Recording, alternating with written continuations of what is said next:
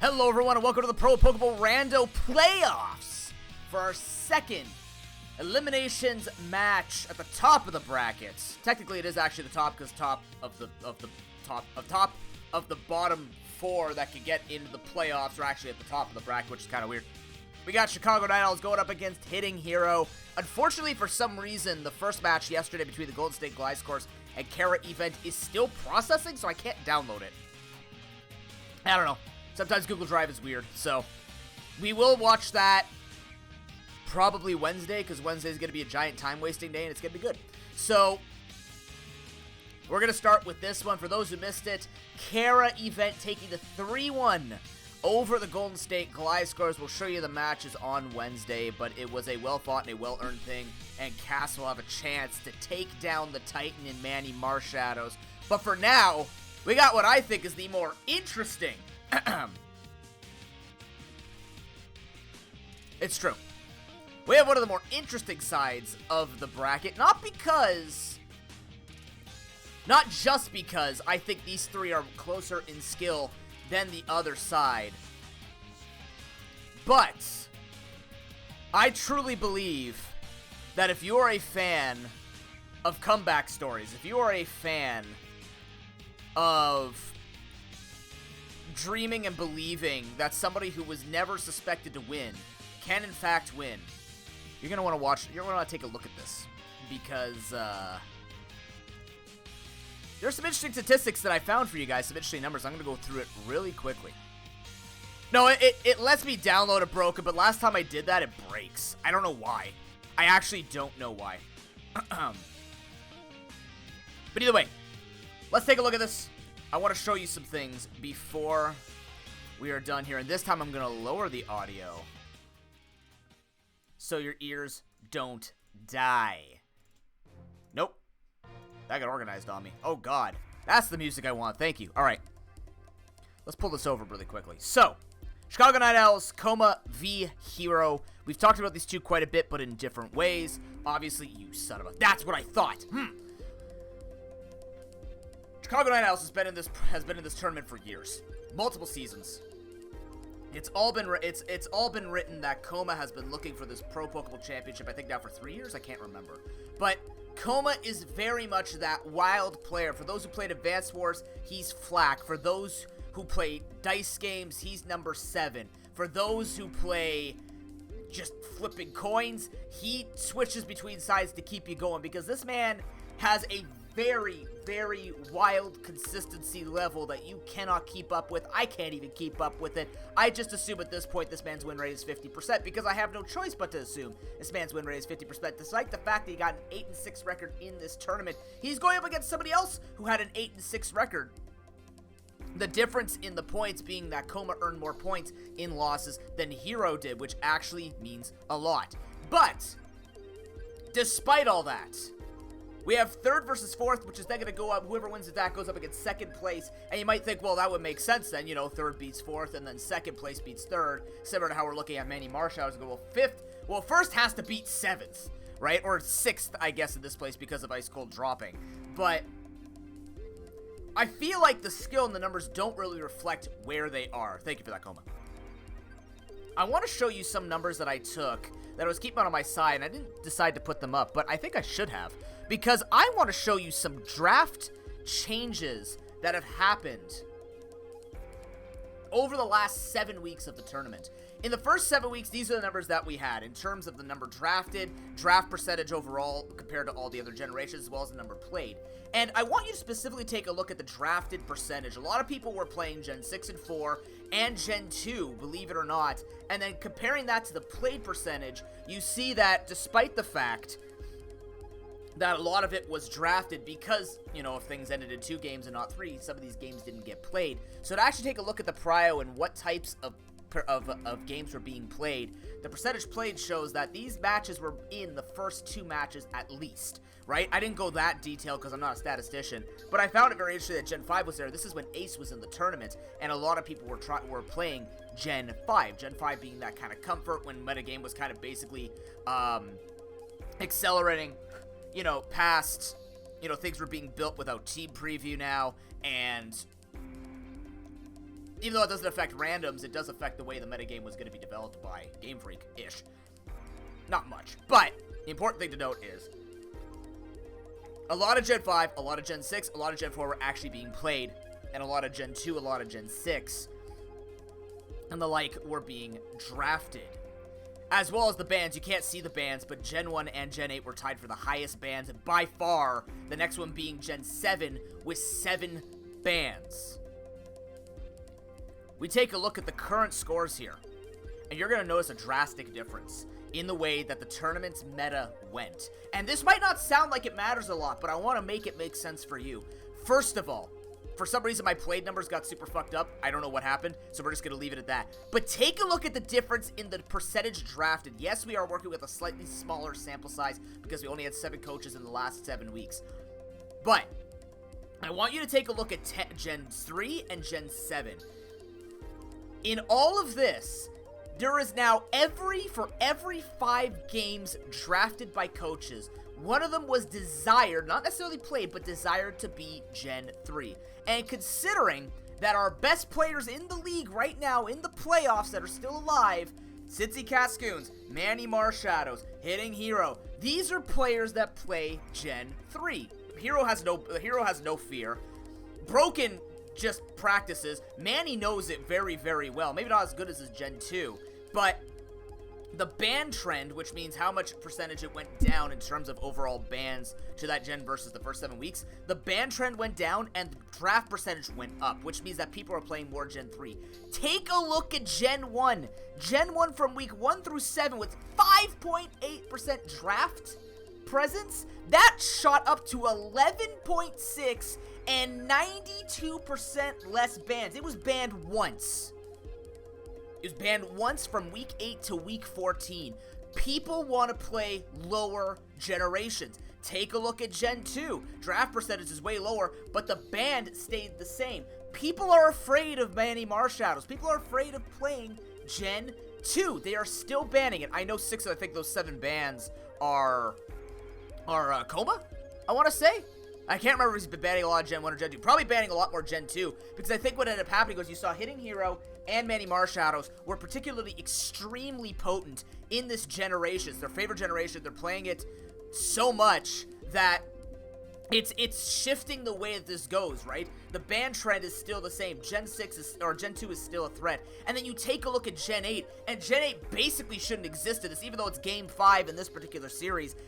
Bans were up 133%. That is not just Manny banning that out. Voyager's not the only person who despises the metagame of Gen 8 in a randoms format, and that speaks to the skill level and the people who have played in this tournament, right? We know this is not this is a tournament for amateurs, a tournament for people just coming out to have fun and play Pokemon.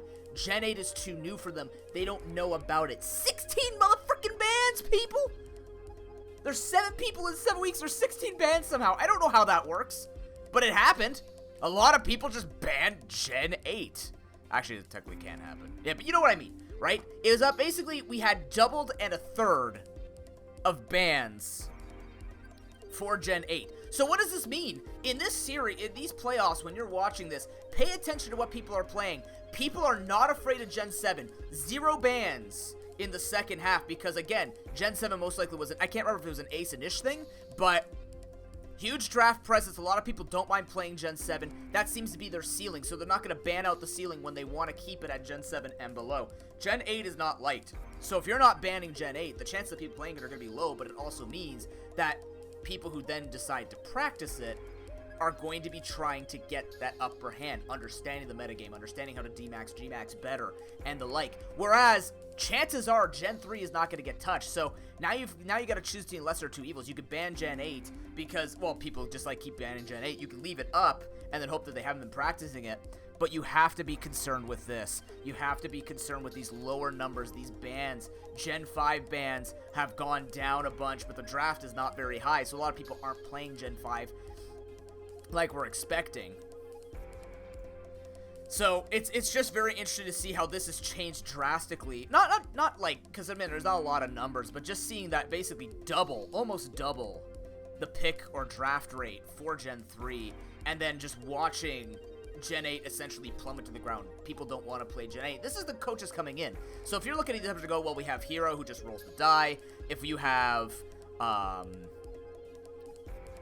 if you're having, you know, Manny who's always going to ban Gen 8, of course these numbers are going to look skewed. But it's interesting to note because as we get into the semifinals, even if Hero goes on and still rolls the die, we can kind of predict based on that, looking at his win rates, looking at what he's going to try and accomplish here, and see whether or not he's going to be able to make it work. Currently, Hero's win rate is actually fairly strong against everything except Gen 5, and Gen 5 is the least played, or is the least drafted anyways, even though it's the game 1 on this, and that was Chicago Night Owls coming out, and basically I think actually looking at his lowest win rates, well, some of his lowest win rates, and just going from there, because Hero kind of did the work for him with the die where he chose Gen 7, which is also his 20%, 25% win rate, 20% win rate, then they're going into a 50% win rate for him. So, you know, and then eventually it gets to like the high and the low. So Coma definitely picking on the low win rates here with multiple sample sizes, not just a, you know, he went 1 and 2 or 1 and 3. No, we're looking at, he's played basically everything almost evenly. So he's gone 1 for 5, 2 for 4, 1 for 4. So Hero not getting the victories in where it is, and now that's in his playoffs. But having said that, I mean, I take a look at Coma, and I also go, the man's a Zap Cannon. In fact, he's probably more of a Fissure. No, I'd say more Zap Cannon. I think he can do really well. It's just he has those moments when he doesn't, right? And that sounds super like, duh. But at the same time, it's like Coma is such a strong player. I know he can do really well. He is very much champion material. But there's just something that goes off in his mind that throws him off from everything. And it's such a shame because we've seen him fall to better players, and that makes sense most times when you look at it statistically, you look at people playing it. But it's the matter of fact that Coma has an opportunity here. He's taken down Manny Marshadows. I don't remember his head-to-head when it comes to Cincy Cascoons. But he has an opportunity to take a championship here. It's not an easier format, it's a different format. This is a format where he can thrive. Okay, let's see. Chicago Night Owls against Hitting Hero, 1-1. Against Cincy Cascoons, 0-2. But against Manny Marshadows is 1-1. So if he can conquer his demons, get through Broken, but get through Hero first, he has a chance to become a Pro Pokeball champion. We're going to get into game number 1. I'm excited to watch this one. I actually think this could go either way. I still have it slightly Coma favored, but I do think that Hero, even though he has these poor win rates in the generations that have been picked, and yes, you're touching Gen 7, which means that's Coma's element. He knows Gen 7 very well. He knows Gen 6 very well. But if we get to that point where, you know, maybe Hero takes a game off and we start going into Gen 3 and then Gen 8 kind of becomes a crapshoot, I think Hero can actually take this. He just needs to survive these weaker generations that he doesn't have good win rates in, or flip the switch, flip the script, make it better for him.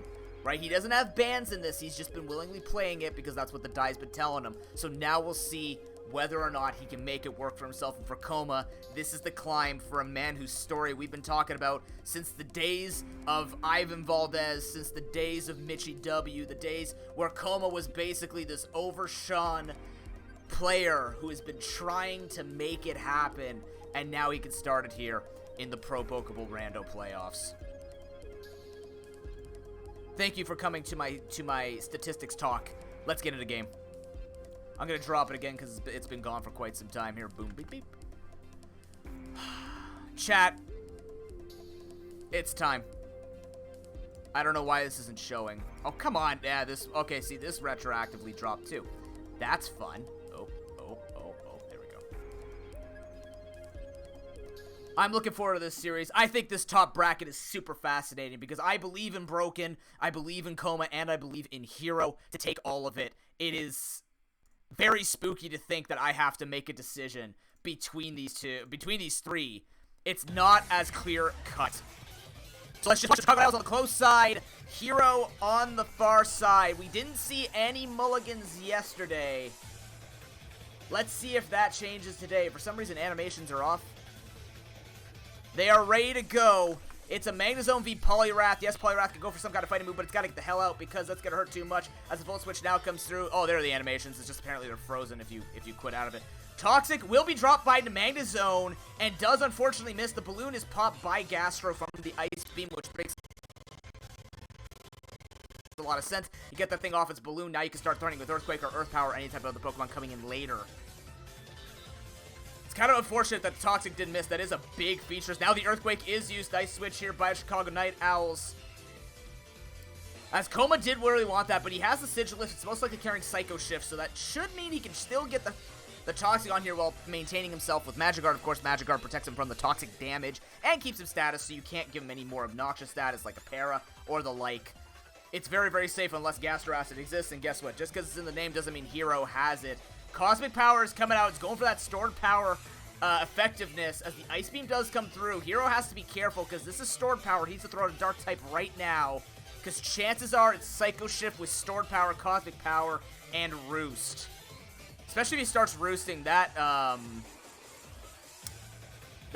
this is dangerous if he gets frozen here. Oh my god. So there was a moment there where because Ice Beam was used, he could have actually been frozen because the Toxic status gets passed off with Psycho Shift. That was 10% waiting to happen, but yes, of course, now you've got the Roost coming in, which means he's going to take a lot less damage, which means now, because the Toxic's ticking down, it's going to put a ton of pressure on Hero. Hero has not answered this correctly. The Sigilif is now out of control. Maybe he doesn't have anything. He doesn't have a Dark type. Maybe he's unaware of how the moveset works with stored power. This thing doesn't have multiple attacks. It will just be going for stored power. It's not enough damage action. Surprise! And Hero gets outplayed. The stored power, thinking he went for the Earthquake, thinking that he was gonna go for the Roost. I respect the play, but now this Gastron has basically been wasted.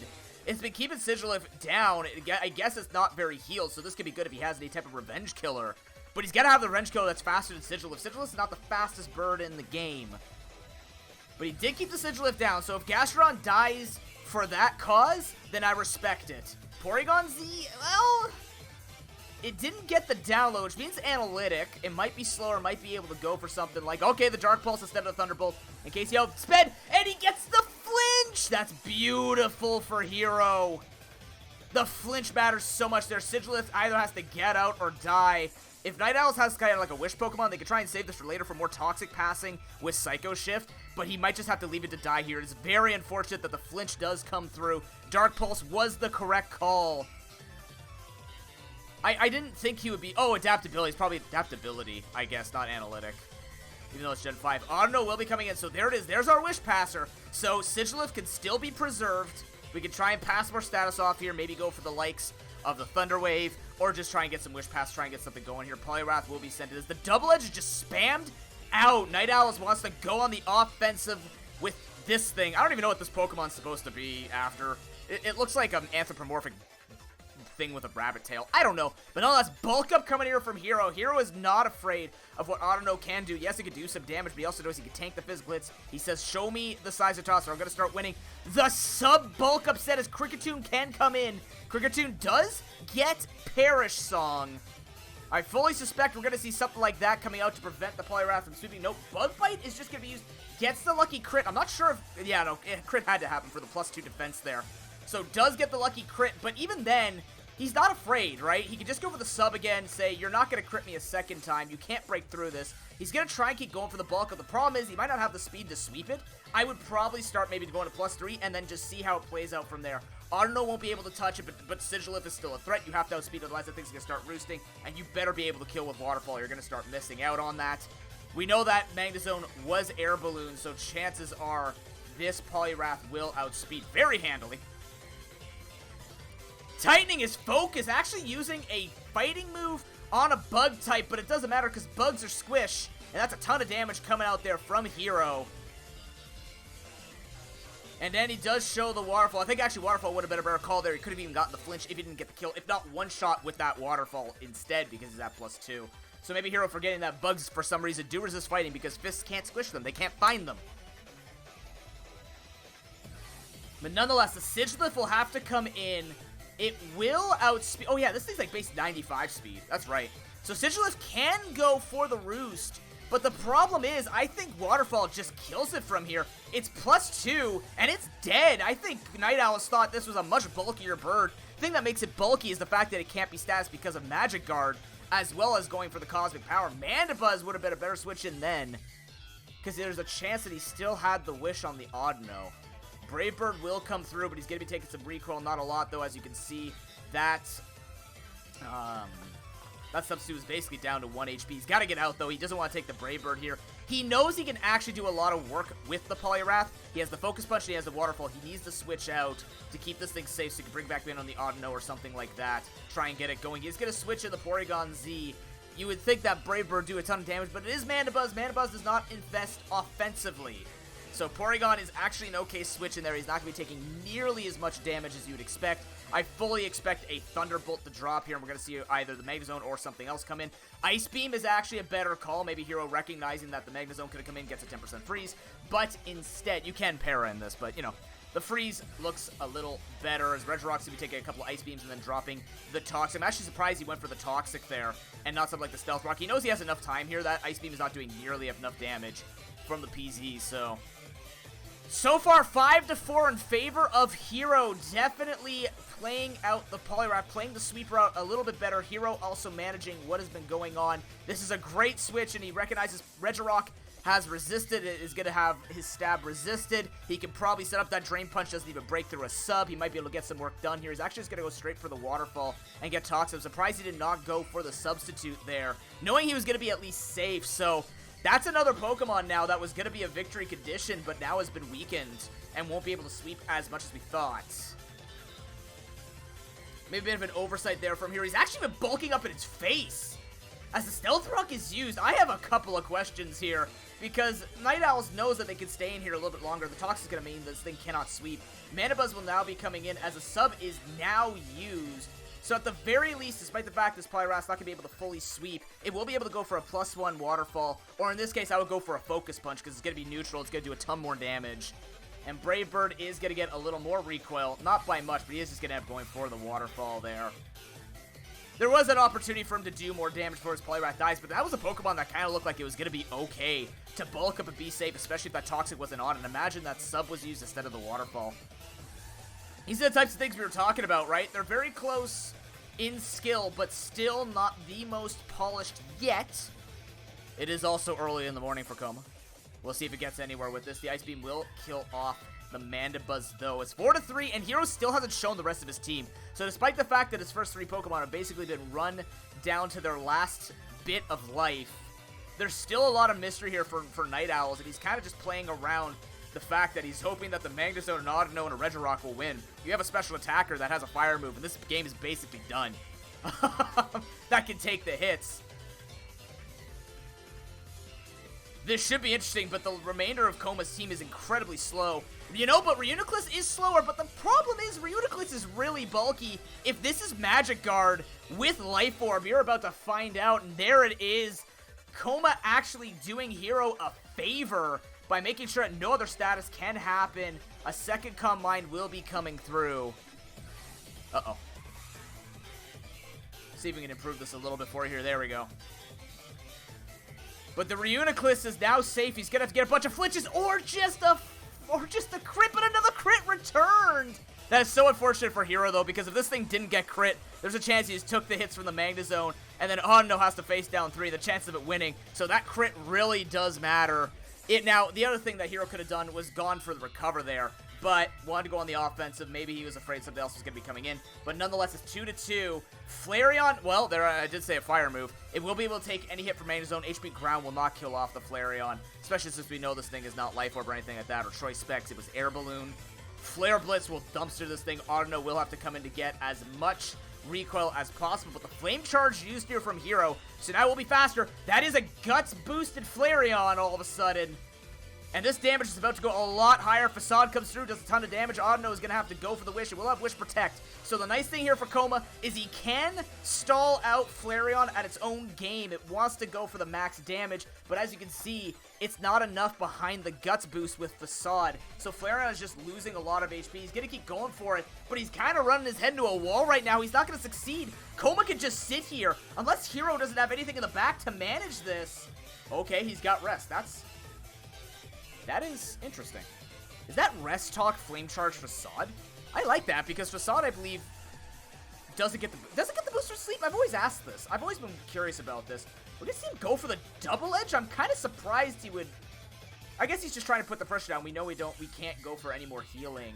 So when it wakes up, there is a chance that it just like Well, it's going to have to go for rest again, so Night Owl's trying to keep it on a perpetual loop, but it's not doing enough damage. He's going to go for the rest here again, keep himself safe, but this will be the last of it because he will be on the back foot. That means by the time he wakes up, he is going to be, It does actually get the boost? Okay, that's what I thought. I was trying to remember, there's like something that doesn't get the boost from it. Koma has to go for the wish here. He didn't go for the wish. Oh, no. Okay. He didn't go for the wish. He's getting outsped. If he gets hit with a flame charge, it's going to hurt. Facade does come through. At least it's damage. It's not the damage he was looking for, but it's Mag Zone versus whatever Pokemon is last. And it's going to be a Bomb of Snow. Flash Cannon's going to kill it. But he moves first with the Bomb of Snow, and game 1 goes to Hero. Oh, it's just so lightly, barely faster. 4 base speeds. Jeepers. That could have gone either way. I didn't realize that Abomso would just barely outspeed it. I guess that was level difference? Because Magzone does have a higher base speed than it. But Abomso being level 82 and then Magzone being now level 80. Air Balloon might have been an analytic boost. There might have even been an analytic set. I'm not quite sure, but nonetheless, Hero will get away with game 1. That was his 20% win rate game, by the way, and he has survived the first hurdle. But it was a very close match.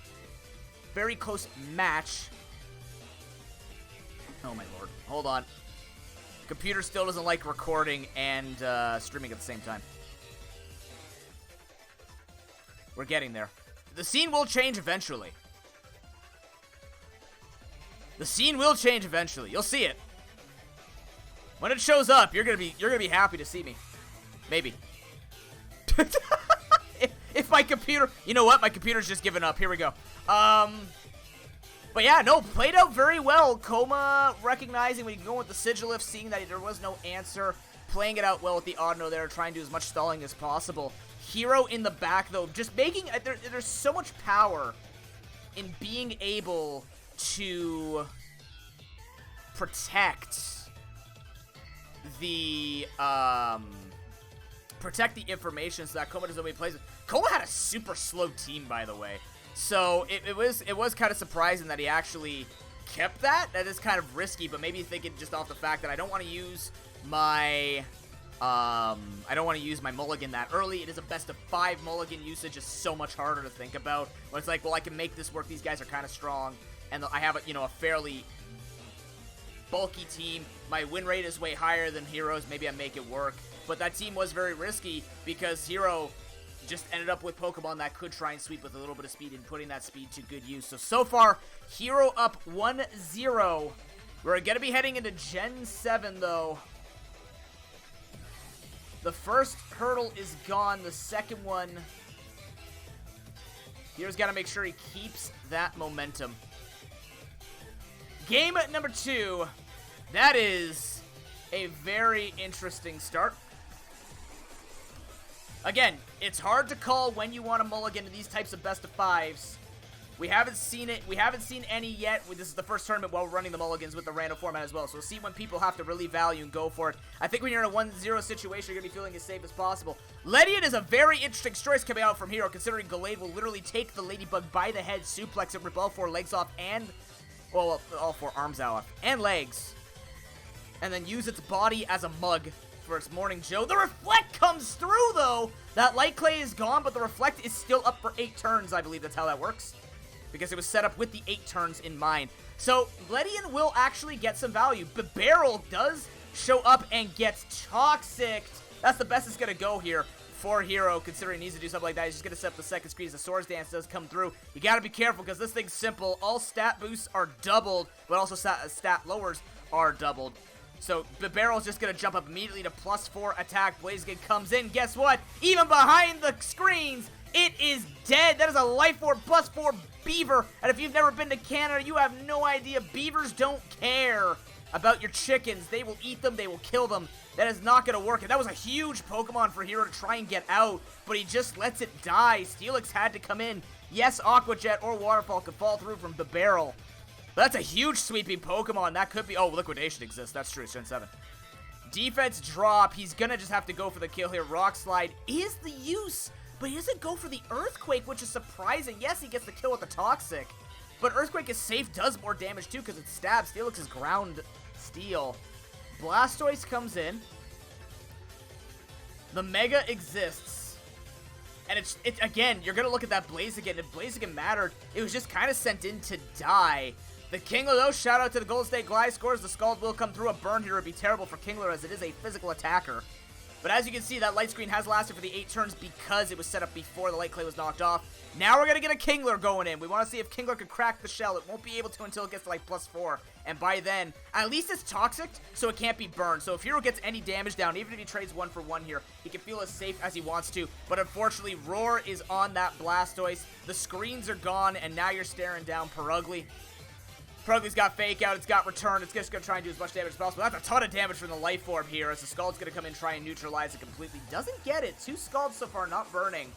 I'm still kind of surprised that he Toxic'd the Kingler. Maybe just a fearing that he doesn't want to go for the 30%, even though the 30% would be worth it and completely shuts down Kingler. Can't do anything outside of the burn.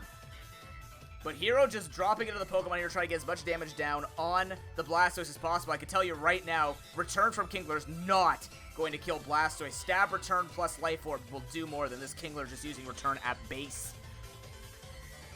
He's gonna go for the Liquidation. Okay, never mind. Hero's smarter than me. I'm clearly done. I'm done with competitive. I have no idea about competitive. But I do know when I stare down a Zekrom, I start to sweat a little bit because that is a Zekrom staring down a Crab. And guess what? Crabs don't like lightning. He's just going to go for the X-Scissor, though. Try and get as much damage down as he can. He knows this thing is dead. His Hone Claws is used. Night Owls know they can be safe. I believe Zekrom also gets Roost. So he doesn't have to be worried about this damage. The Toxic's going to be raring it down. He can keep setting up. Bolt Strike's not going to miss anymore once he gets the +2. Night Owl's in a good spot here to try and sweep as best they can. Bolt Strike's just going to be fired off. Doesn't get the defense drop either from the Liquidation. 4-3. Steelix has to come in, but Zekrom probably has answers. I don't remember exactly what it runs. Bolt Strike and Outrage exist. Because if Night Owls were setting up there, yeah, Dragon Claw is there. If Night Owls were setting up, you'd expect they'd have an answer to the Steelix. They saw the Steelix. They knew it was coming. He just lets it die, so he's saying, my other 3 can win against your 3, which is true. Gallade could take that Aledian and a Steelix from this range, so Night Owls once again preying on the fact that the last Pokemon on Hero's team is not going to be able to manage, especially a bulk-up Gallade. Earthquake's going to come through. The Toxic needed to happen there if Steelix was holding it. But alas, it's not going to happen. For some reason, I thought it to be Mega. It's Gen 7. You know what I mean. Whatever.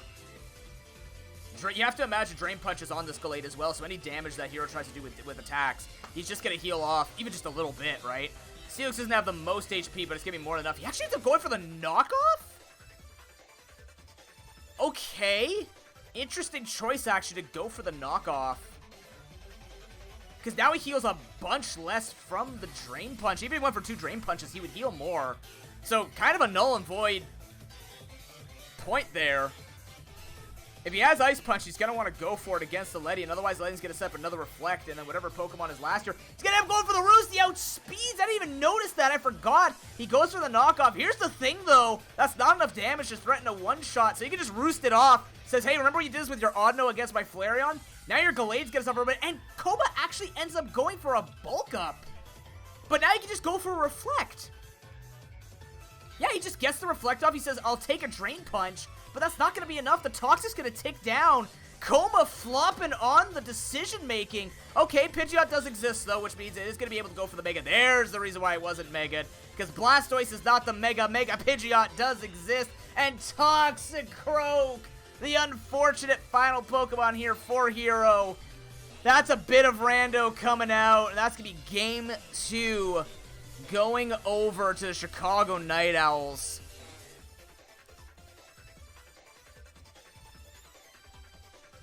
And it looks like, according to Tacoma, 2 flying types in the back.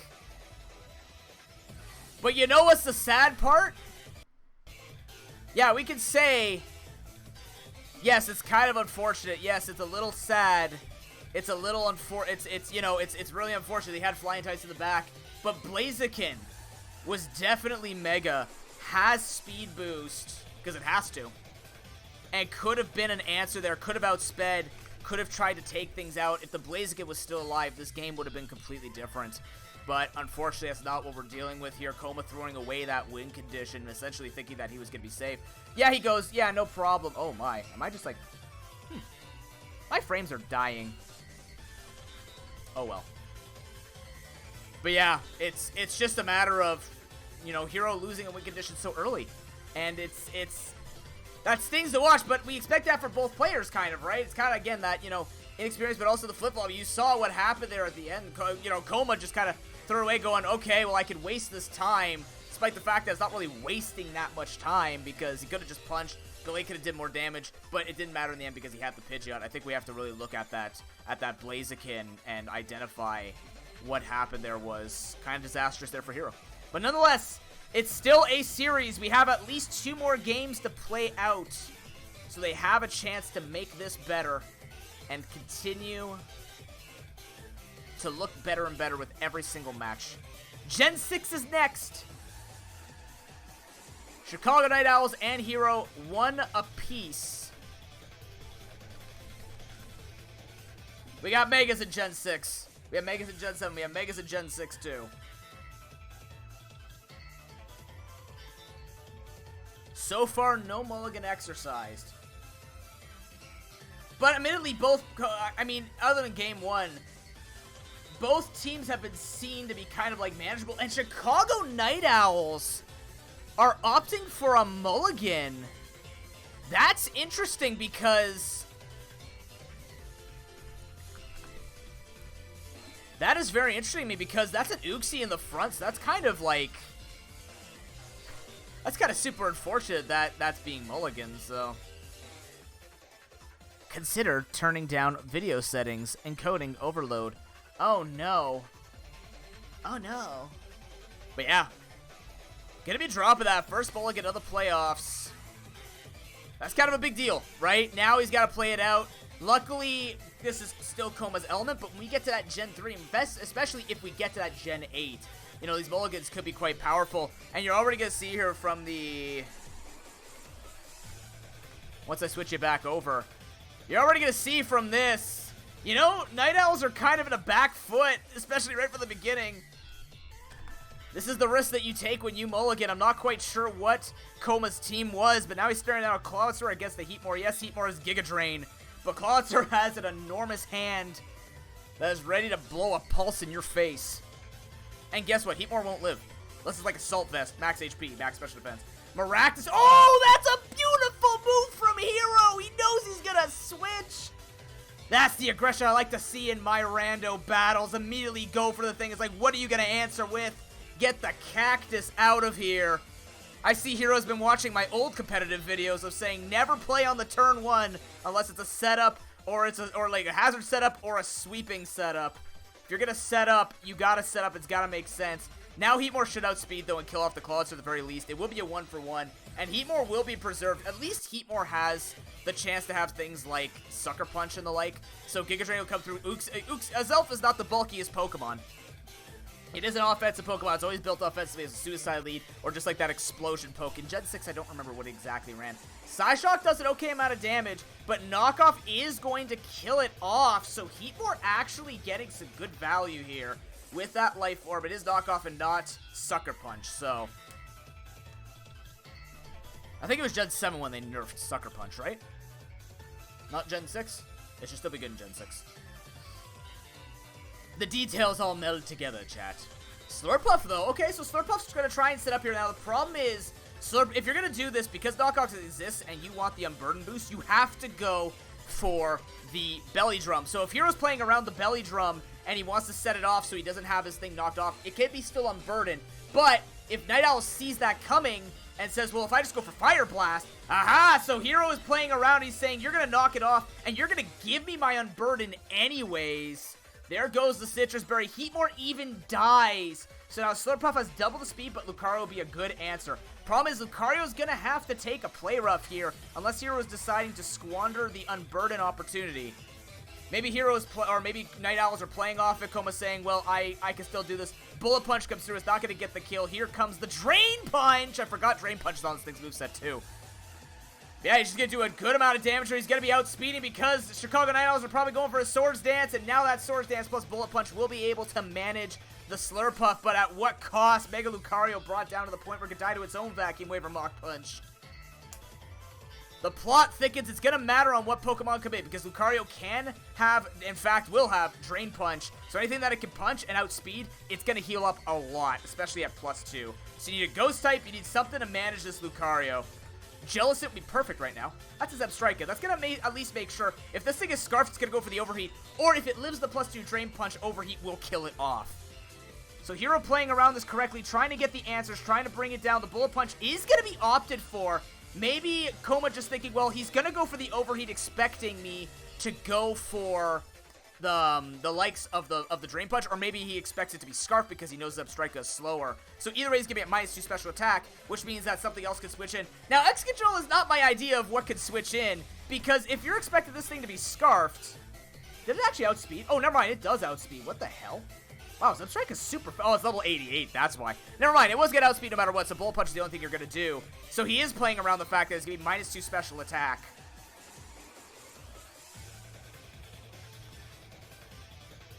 Let's see what he wants to end up doing here. Clawitzer is switched in. And it will be able to be killed off with the Iron Head. Actually opting for Iron Head and not the thing. Thinking that a flying type was going to come in. See, now both coaches know, right? The turn 1 Ice Beam, now the Iron Head to dodge it. It's going to be a 1-for-1. It's going to come down to 2v2, and it's going to be a blind switch for both. This is as close as it's going to get. This is what I talked about. Both these coaches can be on the same page when they're playing their best. But guess what? Aegislash is a little bit better than Beheeyem. Beheeyem can carry HP Fire, but Aegislash carries a lot of tools to stay safe, to set up behind huge 150 defenses.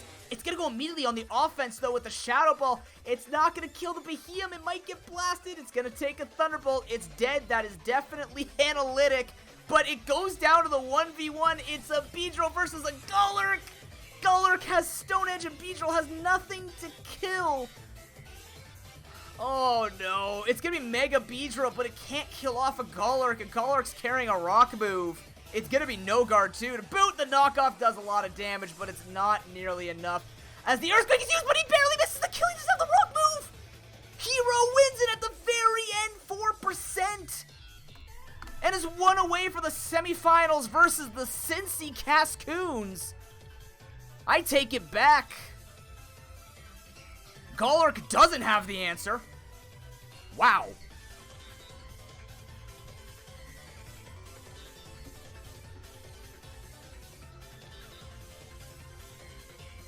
I will admit I kind of forgot about knockout or knockoff. It does carry on its moveset regularly. I just forgot. I'm like, there's no way it's gonna, because I was more under the impression that Golurk was just going to have the Rock move to destroy it. But it doesn't. And the Life Orb being removed just actually meant that he lived. That's enormous. But what else would you go with a Mega Beedrill, right? Like, knockoff is the only thing you would go for. Drill Run's not gonna... Like, if he's not killing with Drill Run, this thing's one-shot anyways. It has very, very paper defenses, even more than Beedrill itself. Goes down, I think, 45 or 40 or 30.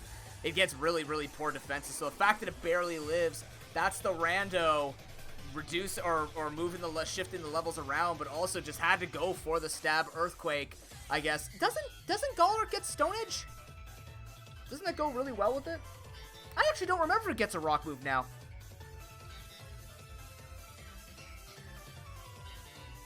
I don't know. I'd have to look that up later. I feel like it does. I feel like you can run it with a Rock move. Because no guard. Like, it usually ran Ice Punch. No, it usually... Oh, no, it didn't. It usually ran Earthquake, Ice Punch, Shadow Punch. I don't know now. I feel like it should, but... Again, it's been a long time since I played competitive, so I don't remember the full movesets in every generation. But all we need to remember now is Hero is 1 game away from going to the semifinals again. The Dark Horse, this is the kind of the coach that I've been watching the whole time. Like, there's something about Hero that can make this run possible. Could challenge broken, and then could definitely give a damn good fight, if not even challenge Voyager in a best of 5. Maybe not best of 3, but a best of 5 would have a little bit of time to ramp up and warm up and stuff like that. The plays are clean. That was right down to the wire, though. That last match has next to no... Like, the weight is so much there for both those players. They're both playing on the fact that their one is going to win, and the knockoff wins it for both of them. These are closer than I expected, and I mean, like, actually super closer than... Like I said, they're going to be even. But the thing is, Hero is 1 away, and he is in his element. That Gen 3 that I talked about. This is Hero's place. This is his bigger win percentage. He knows how to play this generation better than others. Let's see if he can end it here, or if Night Owls can break their curse of lower gens and bring it to that Gen 8. That Gen 8 that had 16 bans in week 8 through 14. Here we go. Hero's got to take it. It's the Breloom free character, and you still have to be careful that Breloom go for a fighting move. Breloom doesn't have the same tricks as in other generations, but Sky Uppercut exists. The Cacturn is down. That is not the start you want to see from Night Owls. Not quite sure if maybe he had like HP Flying or something on his moveset. But Blaziken, he'll say, I know how to use this Blaziken. It's not Gen 6, you know, Mega Evolve, Swords Dance, Speed Boost, Blaziken. But I have a Blaziken, and at least it has a fire move. It has Blaze Kick. That's what it's going to run. It's going to run Blaze Kick, but it's kind of not good at it. Gyarados will be the switch-in. Gyarados is actually a beautiful switch-in because this thing will go for Swords Dance. It has, like, Return, Earthquake, and something else. Sky Uppercut. It doesn't actually have the moves. It won't go for Thunder Punch because Thunder Punch is special. So we'll have to see. Rock Slide is a move, though, that I didn't think about, and it gets the flinch even on the Gyarados. That's the best case scenario. It's at +1, but it still does enough. It gets that flinch, which will turn this around. Let's see what he can do with this.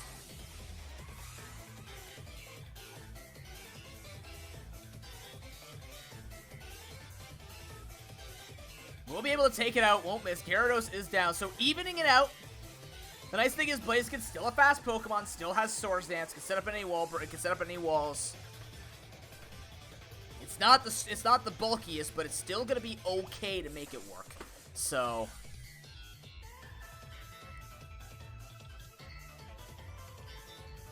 let's see how this plays out.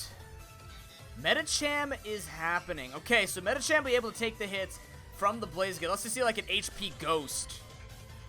Or an HP Flying. HP Flying could also be a thing, even though it's not Blaziken's stab, but Sky Uppercut, I'm not quite... if it's running Rock Slide, it's probably running Rock Slide, Earthquake, Hidden Power, Fighting? I don't know.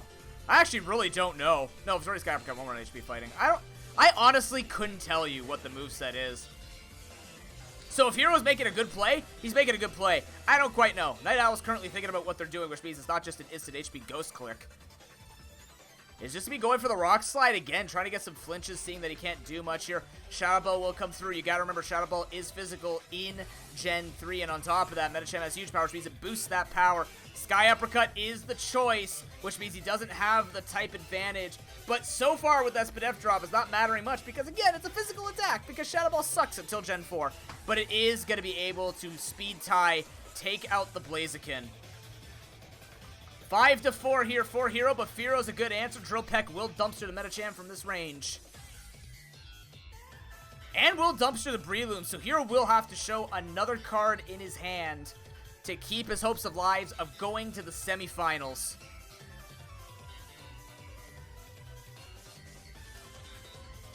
Electrode is the call. Drill Peck is happening. Drill Run is not a move yet in Gen 3, so unless it's HP Ground coming out, Electrode will outspeed anyways and go for the Thunderbolt first. So Night Owls will have to show it. He knows that he has a big win condition there. That is a Hidden Power fired off. Expected the Ground type. I like that. It was HP Grass, though, so it's only neutral on camera. It was a great play from Hero, but that's the best that it's going to get. Also, I apologize about all the lagging. Substitute comes in. Wait. I'm gonna do this. There we go. This should improve the lag a lot. Earthquake will do an okay amount of damage, but it's on the substitute. It will be able to kill off the Electrode, so he's trying to stall it, just see what he can do here. Breloom's going to be coming in. I like this switch because he knows he's not going to go for the fire move, and I don't think Coma can afford. Well, I mean, Coma could afford to go for the fire move, considering that Electrode's not going to have Surf, doesn't have any water moves or anything like that to wreck it with. So maybe Coma, seeing a little bit of oversight there, could burn anything with the... Is it Lava Plume? No, it's probably just Fire Blast. Skybreaker gets a crit on the Jirachi, though. That is so fortunate for Hero, because that Jirachi can be bulky, can stall with Wish, everything else like that. But that crit's just going to accelerate this. So even if Breloom dies here, it got a ton of damage off, which matters. Unfortunately, Steel types still resist Ghost in Gen 3. But Jinx comes in. Gotta be careful. Steel move does exist on Jirachi. As Wish comes in, the Calm Mind comes through. That's ballsy as all hell here from Hero. Maybe the Steel move doesn't come through a draw. Oh, yeah, because Iron Head doesn't exist. So he's just going to start Calm Minding. Oh, no. Oh, no. I don't think Hero expected this thing to have that much setup. I don't think he expected the Calm Mind. The substitute, too. Coma plays with his food. Now, the thing is, though, based on this, all he has is Psychics, so all Night Owls have to do, we've seen this before with Celebi, all you have to do is stall out the Psychics. The issue is, though, Hero's not doing the correct stall. He's got to win the war here with the Calm Mind. He's got to hope there are no crits. You're basically playing on a 6.25% edge. He's got to ensure that he wastes those Psychics, because after those Psychics are gone, Jirachi is just a Wish bot. Not a terrible idea, but based on that damage, you want to stall this out as best as possible. And considering Jinx has the leftovers, considering that's how much a Psychic, when it's matched on stats, did, there is a high chance here, especially if you spend this time to go for the substitute. You're going to be wasting that time. You're going to have to keep going for Combines. Yes, you're behind that sub, but the goal here for Hero is not to kill the Jirachi, it's to make the Jirachi essentially offensively useless, to force that switch, to make this thing a Wish bot. But luckily for Night Owls, they know that they have the Fearow. The Fearow can kill off that Medicham easy peasy. All you have to do is have that camera up, manage the Electrode. So all in all, right now, since Hero's not going for the subs, he has to go for the Calm Minds. He has to win this Calm Mind war. He has to stay safe. He's hoping for a crit, doesn't get the crit. Now he's going to go for the Calm Mind, fully expecting that sub's going to come out as well. I wouldn't be surprised. He has to go for the sub. Jirachi has to go for the sub here, which means I expect the Hero to just break the sub. Okay, he's going to break the sub, try and keep this thing exposed and stop him from setting up. I don't mind that play, because it means Night Owls have to play on that edge. If the crit does end up happening, Jirachi's dead, but Camera Up can manage both the Electrode and the Jinx. Even though Jinx is probably ready to go for the Psychic, so it is get outspeed. Maybe actually kill the Camera if he gets the +6. He needs to get, I think he needs to set up a little more here before the Jirachi dies. Jirachi can, oh no, wait, Jirachi can't go for the sub. He risks it, but he can't do 1/4 of an HP. Jirachi's dead, never mind. Now, this might be okay, though, because it might not be enough damage for the Psychic. I assume it'd have to be. Camera Up is physically defensive, not specially defensive. I'd assume a +4 Psychic or Ice Beam should kill from here. If not, barely misses, but then Electro can outspeed and kill with the hidden power. And the Wish has been wasted. Hero actually pinning him in a corner. It's 4-3. He's got to keep that Fearow safe. The Fearow is the win condition here. The Psychic is the one-shot. No slightly living today. Fearow has to come in and outspeeds. Maybe a Drill Peck will do a ton of damage, or the return's going to do enough. It is a one-shot there on its own. So he's got that managed. No reverse sweep, but the Electrode is the answer. Now Hero's just going to click Thunderbolt. He's got to hope there's not a ground type in the back. Kyogre is the answer, but is it really an answer? It's bulky enough to take two more hits. But is this the way you see yourself winning? Coma is playing off the fact he goes for Thunder! What? Did Coma just throw in the towel? He could have killed this thing off. I was going to say, maybe Fearow is the hope that he hopes that Drill Peck in return will finish off the final two Pokemon, but he goes down to the very last limit. He goes for the HP ground and will kill off the Electrode. Maybe there's a little bit of BM, but that was, I don't even know, maybe he was trying to trick Hero into feeling safe, but Arbok's going to be able to take an HP ground, and Hero from 4th seed will see you in the semifinals versus the Cincy Cascoons. GG, Coma once again falls in the Pro Pokeball playoffs.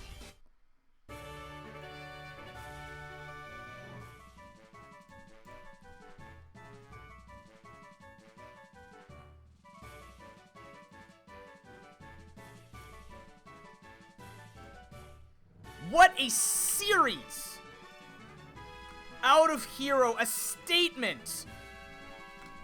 A man who was literally riding playoffs elimination, suddenly taking it to 3rd place, rises to 4th place in the regular season, takes it to Coma in the eliminations round, and will meet Cincy Cascoons in the semifinals for that chance at the Pro Pokeball Championship title. In his first series, in his first season ever. It's in his element, and you know what? You gotta feel for Night Owls for a format like this where he comes from Pro Pokeballs, where we drafted teams, we built our own teams, and he did okay in that, right? He played very well, but we knew he was a strong player. This was a tournament for him to take it to and say, well, on the bright side, I can play out the fights really well and make that work for me because my strength is battling. We know Coma's strength is battling. The team building was kind of the thing that held him back in other Pro Pokeballs. So this was his time to take it. But unfortunately, Hero getting his Gen 3, right? Wins. First of all, wins in the Gen 5, 20% win rate. Loses it at 25%, but then goes to Gen 6, wins in his 50% element. Then wins in his highest win rate, or not, his second highest win rate is 67%. The man was just getting into his more and more comfort level over time, and Coma really needed to take it in Game 3, or in Game 4 rather, to bring him to Gen 8, where they could try and make that happen. But again, the mulligan had to come through. And that Kyogre, I don't know, the Kyogre didn't happen. Like, looking back at that game, you know, the Firo was the answer there, and the Jirachi, I think maybe Coma got a little overzealous thinking, well, the Jirachi needs to win, right? So he lets it just get blasted by the Jinx. Could have switched in the, like, he was afraid because by the time he got set up, the Firo could have come in earlier on the HP Fire, probably lived one shot or at least forced out the Jinx, and then try and make that Wish Pass a little more. So I think Coma just got overexcited and tried to set up with that Jirachi, or as he says there, he didn't know return would have one-shot. Frankly, I thought it would barely live too. But Electro being one of the fastest in Gen 3. Not the fastest, we have Ninjask for that, and Deoxys Speed, actually. But Hero nonetheless. Looking to be the hero of the chat, the hero of the tournament. Nobody had Hero high in their... By the way, I threw the fantasy draft out. I ripped all of those documents up. None of you were remotely close to anybody being in the right place. So nobody wins this tier 2 sub. All of you have no prediction skills. I believed in Hero from the very beginning. I said Hero would go to the playoffs based on what I saw in the beginning. I didn't know how far he would go, but I said he would go to the playoffs. And, well, here he is. You did, but you didn't get anybody. You didn't get anything else. You got you. Broken got us. That's the thing. Everybody kind of predicted where they were going to end up. But, like, somebody put... Either way, it's all over the place. Nobody got it right. Chat, we have our semifinals. Cincy Cascoons versus Hitting Hero. And X-Kara event versus Manny Marshadows. Gotta be honest with you. You know? It'll be... For Cass to take down Voyager will be one hell of a journey. And I'm excited to watch to see if she can pull anything off with that. I really want to take a look at Cincy Cascoons and Hero to identify anything they share in common. They both have a love for Gen 3, it looks like. But the thing is, I mean, the win rates are obviously going to be higher on Broken because he was in second place. So he has a lot more points, he has a lot more wins. So if you're looking for any types of weaknesses on either, I still think you look at Hero, you say, well, you know, the older gen or the newer gens kind of don't look as clean. Maybe there were a little bit of gifted turns there from Coma and stuff like that. And I do believe that Broken has made less mistakes than Coma throughout this entire season. So can Hero get away with what he's trying to do against Cincy Cascoons? I mean, if the Golden State Gliscors got away with a Kingler sweep, I think if we've seen the way sometimes that Broken has fallen, even though he had that amazing comeback against Ice Cold in that Gen 4 match with the Darkrai, right? 68 turns to kill one Pokemon and just brings it back from there. I do think this will be a very exciting semifinals. to watch. I do believe either one of them can win. I still have Broken slightly favored just because of the numbers. But it's the fact that they both play the same gens is what excites me. I think sometimes we forgot that despite the fact that Broken has played every gen, has won at least once in every gen, he's played 2 Gen 6s, 2 Gen 6s, 3 Gen 7s, and 4 Gen 8s. Right? Versus the older generations, which is where also Hero has played the majority of his. He's played more evenly. I mean, that's just the way his dice roll them into it. But he's definitely shown more success in the older generations. So if we're seeing Gen 1, 2, 3, and 4, that's going to be Hero's element. Having said that, Broken knows that advantage with the triple pick, which means he could probably just say, well, we're going to weave you through your actual weaker generations and put you into there. So I'm excited for that. I gotta be honest, I'm a little more excited for that.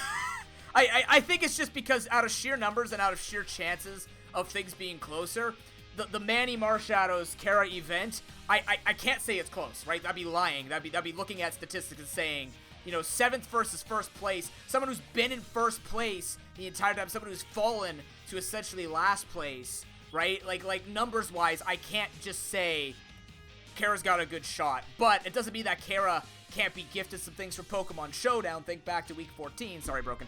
But, you know, the difference is it's not Broken making the opportunities of, you know, these really terrible things, like trying to make something happen to this, right?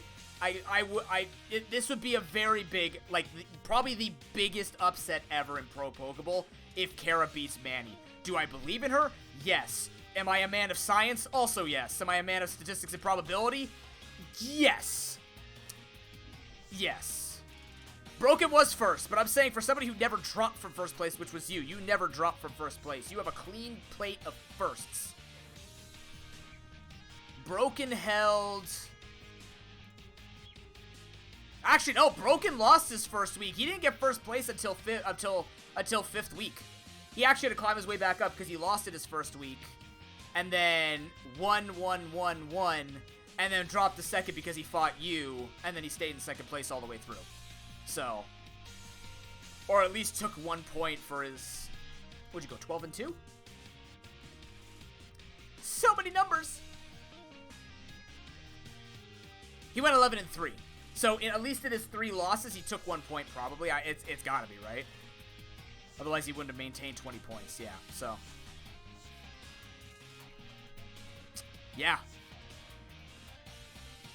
We'll see, though. So, coaches, you guys can make those plans. I'll put some availability in Discord for you.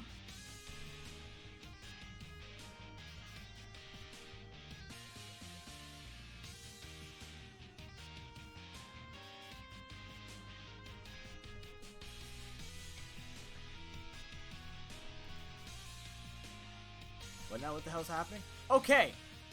They said don't be confused, but I got confused from a message. Yeah, so you guys can plan it out. I would prefer... oh man, I gotta give you some availability. I might be starting tutoring... No, 2 weeks from now. So if you guys even want to do it this week, let me know this week. I'll tell you right now, the Saturday, I would only be free in the evening. Let me just double check all my stuff. I'm being messaged by my teacher. Don't you dare tell me I have one more assignment, you son of a gun.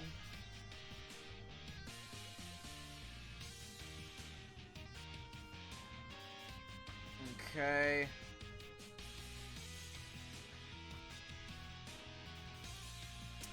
Course evaluation.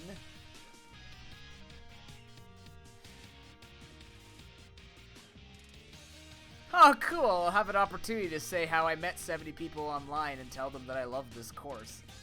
Teaching in Faith. Yeah. But yeah, I'll tell you right now, Saturday I won't be free until the evening. Tomorrow, I'm not free. And then after that, school starts, but I'm not starting tutoring until the week of the 12th. So, this should be done before school is in full swing. Let's put it that way. Excellent. Thank you much for watching, guys. That was fun. That was good. That was a damn good series. GG. Sorry, Coma. I know you're in shambles, man. I know I just kind of skipped over and just started going forward. You had a hell of a season. Definitely, again, like, it's cool to look in this particular season to go, when you remove the team building element, you just bring it down to pure play. Unfortunately, the RNG can affect a lot. Am I free Wednesday? Yeah, Wednesday I'm doing that. I was actually going to explain what's happening Wednesday. Oh, you're talking to Hero, my bad. Wednesday or Thursday, I shouldn't have any scheduling issues. I can tell you that much, because I'm gonna be on stream all day Wednesday, and I'm about to explain to you guys why. Chat, we need to have a bit of a discussion. We had this discussion last week, and I want to clarify some things that I said. Nothing bad. I don't regret what I said. But I feel like I could explain myself better. So let's have a seat. Like, actually have a seat. I need to sit down. Commentating while standing feels good. Unfortunately, that's also not going to be the majority of that. The majority of Game 4 didn't get recorded. The lag was getting too tough. That's kind of unfortunate. My poor laptop. Potato days. Then we're going to do some speedrunning after.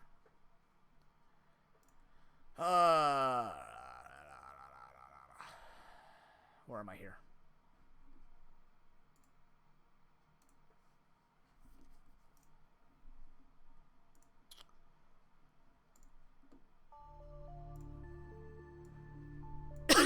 Excuse me, sorry.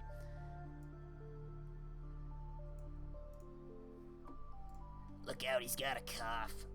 It's like allergies or something are hitting him. Fucking, you know the bees have been so wild? You know they say bees are not active during this time? Yeah, tell that to Canada. The wasps were wild at my sister's engagement party. Oh yeah, sister's engagement party went very well. Oh, I gotta put that video up today before it becomes completely irrelevant.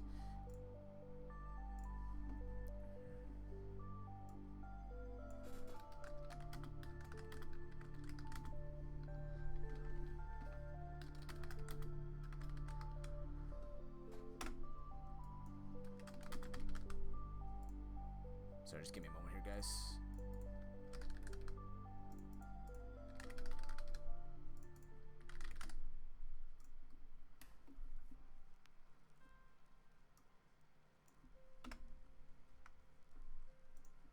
Gotta change all that up.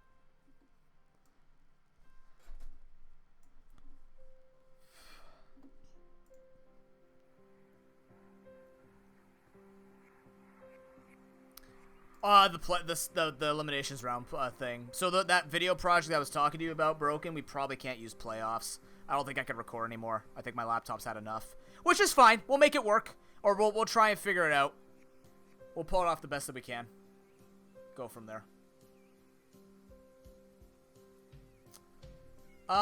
Okay.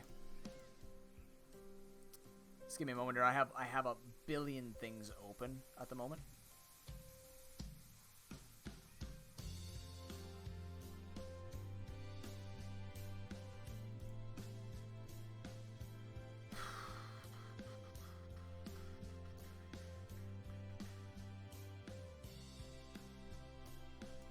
Where am I here?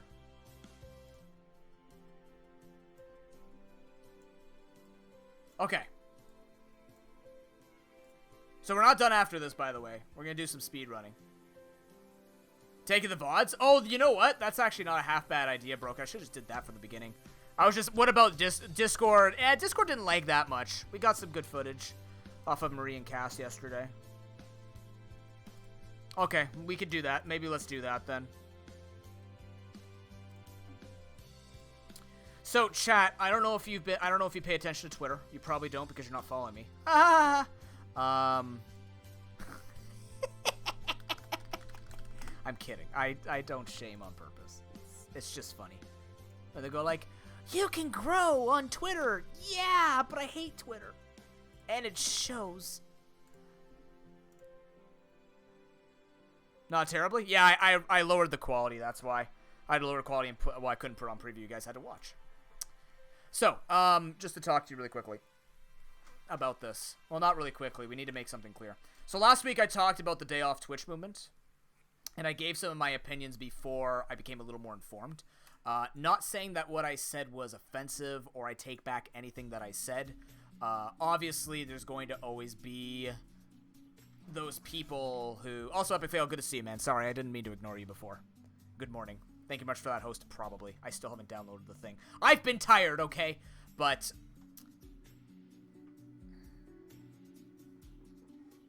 You didn't see the rain coming during the game? Oh no, I have a better one, Broken. I literally have this video I'm gonna put up where, like, my family's getting blown away outside and I'm just filming and my family's in the back like, go help. I'm like, no, hold on, I'm too busy being an influencer. Where influencers literally just watch things happen and go, yeah, you see that typhoon going through a backyard? No, that's good for the likes, man. I need the clicks. Satire. Anyways. But yeah, we talked about hate rates last week. We talked about why they're happening. And why I thought the day off Twitch movement was not a good idea. I still stand by it, but I want to explain the reason why I don't stand by it and what that means for what I'm going to do on Wednesday. Because as you noticed from my schedule on Discord, I am streaming on Wednesday. It is a day for me that I can use because I don't have many other days this week to stream. So I will be streaming on Wednesday, but the screen is going to look a little different. So, like I said, the reason why it's not going to affect Twitch is because financially it's not going to hurt them, because bigger creators are not doing it, or if they are, they're going to be fine anyways. And the corporeal physicality of a protest, and what I mean by that is the presence with a message puts pressure more than hiding away from Twitch and not having your fellow subs come in or not, or redirecting money. Yes, redirecting money will work, right? All of that will work, but the whole hiding away from Twitch doesn't make any sense because you are removing the issue from them. So what I'm gonna do is I'm just gonna stream all day instead. It costs them money to run streams, so I'm just going to stream all day. And on my screen, I will have resources that the community has posted to support marginalized creators, whether it be Discord links, or charity links, or information links. I'll have the only commands that'll be running that day are these links to help these organizations, to help marginalized groups out, because I think it's gotten to the point. You guys know that I'm very much a backline type of person when it comes to this. I don't like to. It's not that I don't like to speak out. I like to educate, but I generally do not do kind of that frontline, like, stand there and be that V for Vendetta sort of like person walking in the crowd. I have a lot of nerves about that, but I am most certainly a person who checks in on my friends who do support these types of movements and keep them strong and help them feel comfortable. So this is kind of a step for me. I don't want to avoid Twitch because I do believe in the opinions of those who came out and said this is dumb because it's not going to work with the way that you're doing it, but the demands that you have do make sense, right? Looking for ways to not automate the account creating system where you could tie like 100 accounts to one email and stuff like this. I don't think two-factor authentication is going to work because I agree with Devin Nash and him saying that making it harder to get onto the platform is actually just going to hurt the platform. So even if that becomes a permanent change, that's dumb and it's actually going to hurt the platform long-term beyond making that change. And making that change is not going to help marginalized creators. It'll help against this, but it's going to kill the platform as well, right? We need to find that neutral where it's like we don't harm the business of Twitch, but we hurt them enough where they actually give a damn and start building in community initiatives and tools to help stomp this out. Not react, stomp this out. Right? Actually make it next to impossible for people to make it this easy to do these types of attacks. If you noticed and you were in my stream earlier, you may have noticed that it was an emote and sub-only mode, because now has been confirmed by a few people. I don't know how I haven't seen people talking about it, but it has happened to a few people where there are people going out, raiding your offline stream, spamming a bunch of obscenities, and then screenshotting it and sending it to the Twitch report system to get those creators banned while they're offline, because technically, as a creator, I am responsible for all content on my channel, and supposedly that also includes my offline chat. So if my chat is just spammed with a bunch of slurs and a bunch of obscene command or emotes and the like, I could get in trouble for that, apparently. And whether that's right or wrong, it's the fact that this has gone to a full-blown attack, right? This is no longer your everyday moronic broken troll. You know, you have to feel for these people to a certain extent of saying they are broken. They have no idea how to feel. All they know is hate, right? And the sympathetic side, the human side of me goes, I'm sorry that you have to be like this. And I'm sorry that you've been made into this by whatever. But at the same time, fuck off. Right? I feel bad for them, but I don't feel bad for their punishment. I just hope that they can become better people one day and realize what they're doing is wrong. That's the type of person I am. That's the type of person I was raised to be. And to support those who have been hurt, to help them go forward, and to stop those from wanting to become those people who want to harm others. That has always been my role as an educator. So, I'm going to use my educator role this Wednesday. Not only will I be streaming for like 12, 13, 14 hours, but I will also be pointing people to resources, to threads that you could support, ways that you can help out, because this is ridiculous. This is getting a little, like, this has been happening a while, and it happens in larger channels too, but it's at what point do we, I understand that we are responsible for our own channels, right? I've always said that too. It's like, if you have a problem, deal with it, right? This is part of it. You want to be a soccer referee, you want to be a teacher. I could talk from firsthand experience what happened with those, right? Literally getting told that I'm holding kids back because my white ass can't save theirs, because I assume that, you know, I've been told before, it's like, you teach like every kid can learn. I go, yes, I do, right? Because they're actually assuming that I'm teaching under the pretense that I'm going to tank people for their color or ethnicity, religion, whatever, right? And it's just like, just at that point, you have to realize it is getting to that point where everybody is filled with hate. They're filled with frustration, right? There's only so far we can go before everybody is just starting to split on everything. It's happening in my election too now, where everybody is just hating. I've never seen so much hate in a political discussion as this particular one, because our current prime minister is shitting the bed by calling this and saying, we need change. You don't want change. That's why you called the election. But then the opposition is garbage. So it's like, what do? You have to take the lesser of three evils, and no one ever wants to have to say that. And that's the same thing with Twitch. I don't want to have to pick the lesser of two evils, where it's like, I either have an organized group of mods, like most bigger creators have, where they pay and organize their staff to protect their creators. Do you think some of my size could do that all the time? We could, but many people aren't, because they shouldn't have to. But you have a tough enough skin to deal with it when it happens, and then you move forward. But that doesn't mean you have to just have tough skin. There needs to be change to deter it. It's not to react to it. We need to deter it. We need to actually show that that people can fight back. And I don't think that's happened yet, especially from larger creators. And that's not calling out all the, you know what I'm calling out. I'm not calling out, you know, anybody who's 10K and above that's not talking about it. They obviously care about these issues, some of them, right? Some of them do legitimately care about it. But it's not about what size you are, it's about how many people are actually doing it, right? What made other movements so powerful is everybody jumped into it because they cared about it. And it's not just the side. You know, Black Lives Matter was supported by everybody who gave a damn to help those groups. Same thing with the LGBT2, with Me Too, with these movements that we've had in the past 5-10 years. It has been because everybody's come together in their way that they feel that they can do it and they can be effective in it. And they have made strides and changes and have found justice in some ways. Unfortunately, I could go into more detail about, you know, the aftermath of all of these, but I prefer to educate on empowering people to do the right thing and to be the better person. But it shouldn't have to be the better, it should be a good person. I've always hated the comparison thing, where it's like, you just be better than them. It's like, well, how about they just be good? How about you just be good and let them fall off? Dove, hello, how are you doing? We're just talking about what we're doing on Wednesday for the day off Twitch. I'm also going to say this now, chat.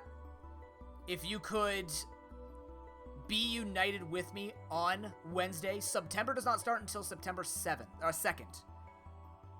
If you could be united with me and do not sub or resub on September 1st. Just the one day. I don't want to take away the way you want to support me.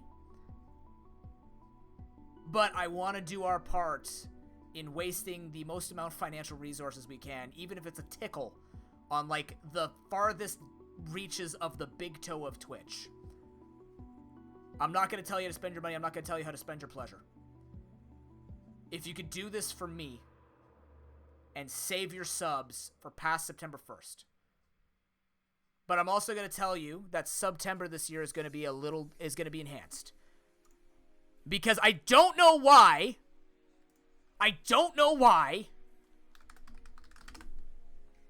you don't use my Patreon. Should you cancel your subscription? I would just say don't resub. Resub the day after. That's all, Dove. You can do whatever you want, however you want to support it. All I'm asking is you don't put any money through Twitch's resources on September 1st. That's it. That's all I'm asking. You can do it on September 2nd. I don't care. What I am going to tell you, though, is Patreon is a better use of your $5 or more dollars. Gives me more of a cut. You get more content out of it. There you go. You're on 2 points. I get more of a cut. You get more content out of it. And you'll actually make a difference. Again, even tickling the farthest reaches of the big toe of Twitch. Yeah, your name gets put in. You are value. You have an extra room in the Discord. The Patreon is just a better deal for your money. I'm just saying that, right? I appreciate those who use their Twitch Prime, or sorry, their Twitch Prime, Amazon Prime, Prime Gaming. They use their Prime Gaming on the channel. I'm not saying that I don't appreciate them, but you guys do support this monetarily to keep this viable, to keep this going, and I appreciate that. If that is your goal, then Patreon is your thing. Yes, you lose the emotes, you lose a flexing Lord Sparse, you lose my face on Twitch. But this man makes extra money. The face of the face on Twitch makes extra money. And we could shoot Twitch a little bit too with it. In the foot. The big toe, if you will. No, little toe. Screw the little toe. I was actually thinking about that, Broken. I actually saw a stream that started doing that. I'm like, oh, that's actually not a half bad idea. Maybe I should recognize the patrons on stream. I never thought to do that for the end stream. It's a good idea. As I was told in the school business, steal what looks really good because it probably is. It's true. I've stolen so many, well, not stolen. I have copied so many lesson plans. It's just like, I can teach just like that person and put my own style on it. It's perfect. Saves you so much effort. But yeah, like, here's the thing, right? I appreciate no matter how you support the content monetarily. If you could do both Twitch and Patreon, you're an absolute unit, right? And there are many of you who do both, and I appreciate that. You are spectacular. Thank you so much. If you want to make that change, if you are spending actually $5 on me on Twitch and $5 on Patreon, and you move that $10 over to just Patreon, I make way more money from it. And you make a change to actually force Twitch to do stuff to build the community aspects, the security aspects, by showing them that, hey, look, we actually care about our creators. I don't care about this whole 50-50 versus 70-30 bullshit split. I don't care about that. Some people are using that as a day to yell at them like, no, this is about marginalized creators. This is about the hate raids. I don't care about the money. About the money split, rather. That's why I'm telling people, if you're people are saying, oh, it's tough talk to talk about diversification. It's not hard to set up a Patreon and offer nothing. It's not. You don't have to offer anything. It works better if you do. But there's nothing wrong with starting it. It costs you next to no time. And I'm saying that as a man who hates that. I did it because it's better for me and it's better for you eventually as I add more and more things to it. There's already stuff added there. Now imagine if a creator just created a Patreon account. That's part of this business. To rely on Twitch is to rely on a platform that can flip over at any time. Look at Mixer. Don't go the way of Mixer creators who were relying on that income from Mixer. And a lot of people didn't get hurt because they had diversification. If you are that serious about this platform. If you're not that serious about this platform, it's funny when I read it, just on a side tangent, when people talk about, it would make me try a lot harder if they pay me a lot more on Twitch. It's like, well, yes, and I talked about this last week. But if you're someone like me who's trying to actually monetize it and make a good amount of income on it, if I'm not diversifying, then I'm not doing good business. So if you're somebody who's not going through those processes but is very serious about making your Twitch grow monetarily as a business, and you're not doing the diversification, you're not doing the job the way it needs to be done because you're putting it on a nice edge, and you're literally shooting yourself in the foot with a 50-50 split until you become a partner. You know what I mean? So the people who do take it seriously like me, if people told me to diversify and I'm not doing it, I'm doing that to myself. That's part of this business. But if you are somebody who's just casual, or you're saying, hey, it'd be nice to make an extra buck off my viewers, in the most blunt sense, I'm not saying that's the point and the reason you have subs, but if you're just asking, hey, I want to make more money just because, and I want to have a good time while doing it, it's like, well, no, that's not how it works. Twitch doesn't have to do that. Go diversify, and then tell your viewers, hey, if you really want to support me, here, use my coffee, use my fan house, use my OnlyFans, use my Patreon, right? Besides the point. Well, it's incompetent to the point. Twitch does need to do better. I've been on this platform for 6.5 years, and I've never felt so disappointed in Twitch in the past couple of years, and I can't imagine how creators, I watch creators who've been here for longer, 8, 9, 10 years, and they've seen it grow from Justin TV to Twitch.tv as partners, and they talk about it all the time, and these people have hundreds of people that are listening to it, and they're just saying the same thing. It's like, this sucks. It shouldn't be getting to this point where we're having all of this problem and all this hate. It's always going to exist. There's always going to be that asshole. There's always going to be that group of assholes, right? But the way this is going, it is organized. It is dangerous. Even more than what has been happening. It's scary. I don't know who the hell it is.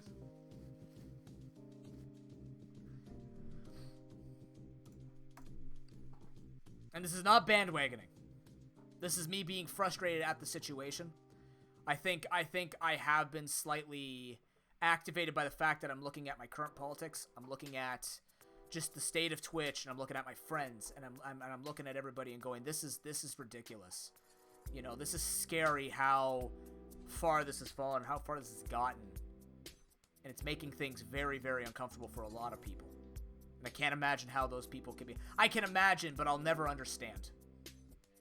Right? I understand my privilege. I understand the position that I'm in. And I don't believe in tough love. I don't believe in just always having a thick skin. Because as much as and this is a very beautiful quote from Anxiety, somebody who I actually, well, that was my first talk show I ever went on, and she is an incredible soul. Just always talking about being the light and reflecting on her mental health and stuff like this. And she talked about thick skin and saying, you know, why do we have to have the thick skin when other people could act in a way that we don't need thick skin to exist. It's the same thing when you think about like men's sport and being like, suck it up. Yeah, you hurt yourself. Get up and fight. Go deliver it back. Why does it have to be like that? You know, I've had discussions with that in the sports realm all the time. It's like, well, you need to be competitive. And it's like, well, competitive can be nice. I'm not, because then if you say that, I've heard people call me literally, I'll tell you fucking right now, when I was a referee, I've been called a pansy. I've been called way worse words. Where just like, you know, you soft motherfucker who just wants to see people dance around and hold hands while they're shooting the ball together. It's like, I didn't say that. I'm a competitive guy. I don't curse out Pruden when he wins in Kingdom Hearts 2. I don't curse out Snow Bear when he wins in Key Item Randos. I'm competitive. I want to win, but I don't have to hate my opposition to do that. I don't need to banter to the point where it starts insulting people. It doesn't have to happen that way. This is the same thing here. It's like saying, well, have a thick skin so I can be racist. No. That's not how this works. You don't need that. It doesn't need to be like that. And yeah, it's easy for me to say because I don't believe in thick skin. So if I was somebody who was like that, where it's like, thick skin's the only way I understand, well, you could say that a lot about a lot of things. Well, I only know how to say racist jokes. Well, as much as you learned how to do that, you could also stop that. You just choose not to. Or maybe you don't know how to. I'm a big believer in sometimes people just don't know. 100% hero. I've seen it. I've seen it. That's why I root for teams that show a healthy competitive sportsmanship. That's why I can't watch pro sports, right? FIFA is so, they're all friends and stuff like that, and they're showing it, but it's just like, there are times where it's like you're screaming at authority, people in the crowds are like burning, like they're burning down their cities. It's like, that's not what this is. And it's the same thing here, people getting upset at political leaders and you know, booing off our prime minister. Say what you want. The man is trying to lead this country. And I vote. Okay, let me tell you something. I voted for Trudeau. And I don't agree with the majority of his stuff. I thought he was the best candidate. And many other people are allowed to say that other candidates are the best candidates. But I'm not about to walk up to a Trudeau rally and start yelling obscenities and showing pictures of his head on a noose because I don't like the way he's like, this is how you've treated our country. No, he hasn't. Where have you seen people being hung in the streets? And you might be like, dude, that's literal. It's about the metaphorical. You have to make them feel what the pain that they've made us feel. Fuck off. The pain that you felt. Living in a first world country, living as a, you know, I'm lower middle class, okay? I don't live the perfect life. We don't live everything that we want to do, right? But we make it work, and we make the money, and we're doing what we're trying to do. And there are many people out there who are living with that. And it's not just on Trudeau. It's on many other people. These same people probably, if they saw somebody on the street, wouldn't give money. Because they're struggling too. So yes, somebody might be making other people suffer, but I'm not about to walk up to them and start showing these things. That doesn't need to exist. Same thing with people cursing out Twitch. It's not Twitch as a whole. People yelling at the liaisons at the town hall, yelling at the two people who are on screen being told what to say. Why are you yelling at them? They're not the ones making these decisions. Yelling at the tech crew on Twitch. It's like, no, they would do it in a heartbeat. You need to focus your attention. You need to focus your energy. Which is why we're going to hit at the source, on Twitch itself. Like Devin Ash had mentioned it. Imagine if at Twitch HQ, with all the streams that flash all over the headquarters, if they still have the screens, he doesn't know if they have the screens, but if they're showing streams all over the place, imagine you go to a sports bar, an esports bar, which we have many of, and Twitch streams show up, and these messages are on the screen. Imagine the power that has, where if every stream you rotated through had that message on screen. Hiding is not going to do anything. I don't believe in violence. I just believe in doing the thing that has worked forever. You stand together. You stand strong in your own way. Those who want to be on the front line, they go to the front line. People like me who educate and stay in the back line, we educate and stay in the back line. The commonality is we are united. There is no right way. There are effective ways.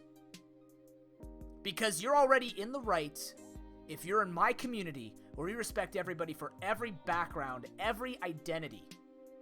Some of us might not get it. I'll admit, it's still it doesn't confuse me all the time. Like, you know, if you told me a certain term, I mean in terms of like terminology. But I will not be confused by the fact that somebody wants to be who they want to be, because that is correct. You don't have to understand. That's what I explain to a lot of people. You don't have to understand why they are trans. You don't have to understand why they're upset at racism. You just have to understand it's happening and it's hurting. And if you're talking from a position of privilege, empathy, you need to understand. You need to look from the other side, perspective. That's all we ever need as humans, is empathy and perspective. Understanding that everybody matters. But not ignoring the fact that even though everybody matters, there is still a lot of hate and a lot of things that need to be taken down. Systemically. Not individually, systemically. That's why I'm an educator.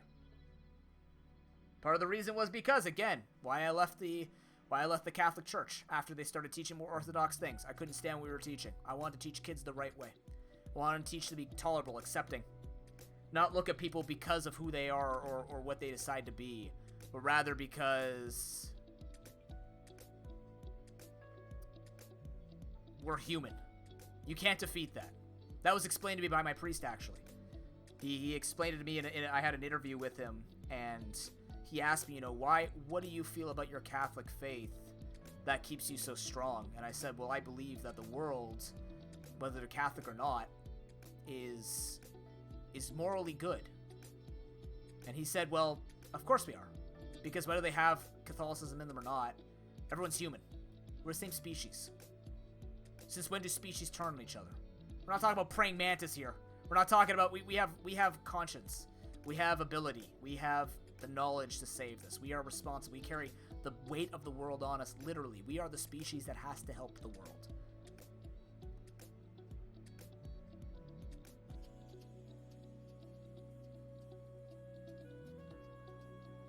I agree, Dove.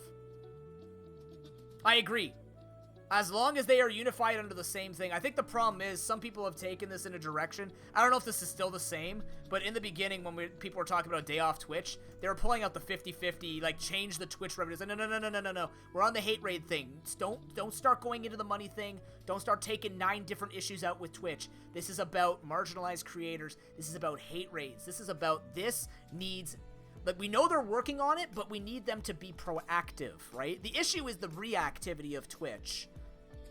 And how that's led to a lot of issues, right? How they allow issues like the gambling issue on Twitch. How they've allowed, they've allowed, like, the hot tub problem, right? I'm not talking about people in hot tubs, but the way they managed hot tubs and, as a result, have not fixed the over-sexualization in the rules of the TOS, right? They haven't fixed the TOS to make the gray area of sexualized content actually fixed. Right? They keep reacting to creators who are figuring out ways to be like, well, this isn't in TOS, so I can technically do this, and then you have a ban of somebody literally giving a blowjob to a microphone, for God's sake. Like, the fact that they only put it in after it becomes an issue shows poor foresight on those who are the policymakers. So yes, I agree. Any protest or movement, whether it be education, frontline, corporeal representation, I think I'm using the right word there, corporeal.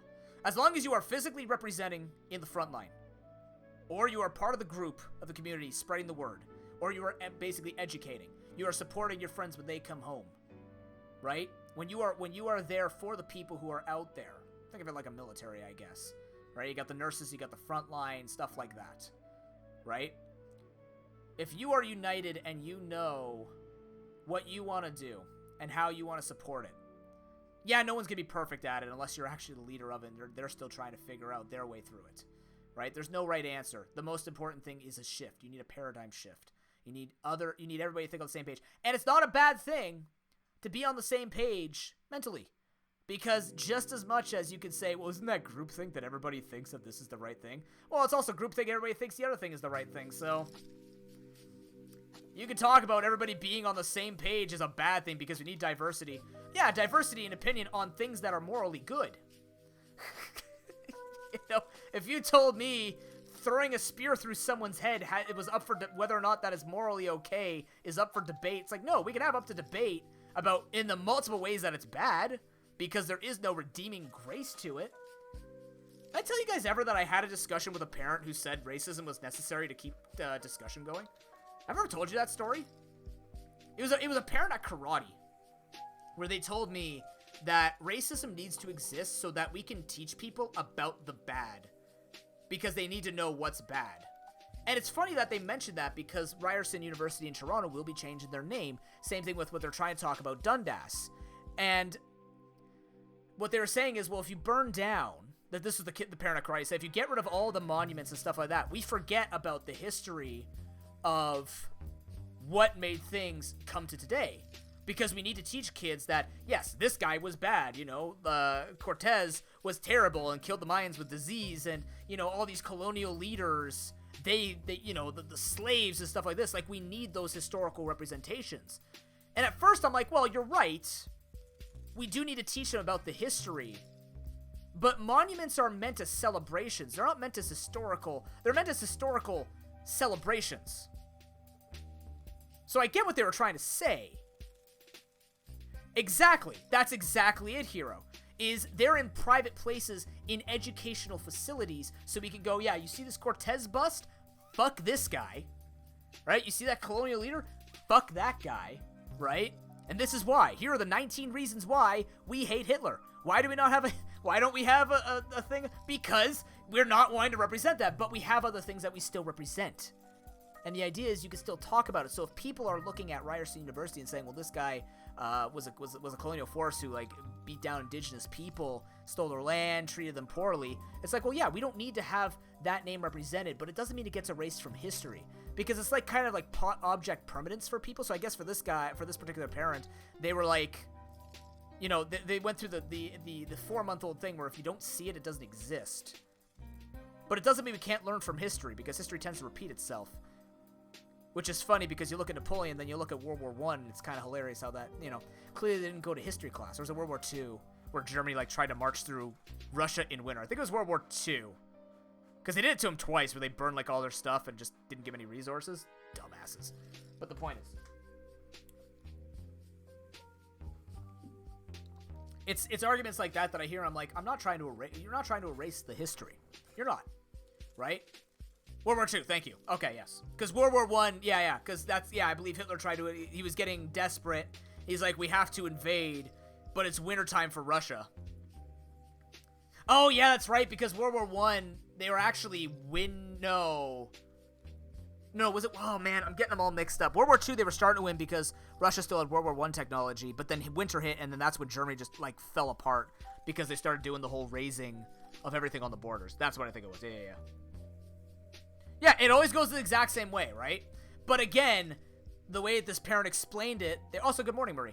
The way they were explaining it was, well, if we don't see a representation of Germans dying in the winter in Russia, how will we ever remember that this existed? Well, by learning from our mistakes and never doing it again. You know what I mean? Like, why do we have to have a bust of a colonial leader when we ever want to do it again? What do we need a reminder of? We don't need the reminder. We have it in the history books. It's there. The reminder is there. History is written. We just don't need to represent it in person so everybody can walk by and go, oh, yeah, white privilege. Right. Well, glad that doesn't exist anymore. Come on. No, they shouldn't have statuses. Exactly. Yes, it's always about they have to learn. You have to learn, right? It's the only way you learn, right? That's why for me, I've had to teach students about, you know, homophobia and stuff like that because they didn't realize it. I'm not going to fault a 14-year-old kid. Even if there's adults, like I have worked with former friends on certain things. I've been taught many things. Ask Marie, ask if Zeno is still here, right? There were a lot of things that I used to say that I just didn't know. And it wasn't because I was trying to be malicious. I just didn't know. Right? But without lovely people like that, without people who have compassion and understanding and not just like burning someone down to the ground on one mistake, how would we ever become better people? Right? And that's what this is about with Twitch as well. It's about we have to make people understand that people out here care, and we don't care for your actions. We care for change that's going to destroy these actions. Right? These actions are bad. Whether we can convince them or not, we don't have control over that. But if they're going to force with these bots, then we need to force as a community. Which is why we're doing what we're doing on Wednesday. Yes. Which is funny, Marie, because I didn't grow up with a lot of people around that. It was my parents, really, who did that. Right? It was my parents. It was my karate master. My soccer referee boss. They were the ones... Marie definitely has more than enough compassion. She doesn't look like she does because she's a very ruthless mod. But once you get to know her and be on her good side and say she's the best mod, she has compassion. She's also the mod that gives no fucks. So, tread lightly.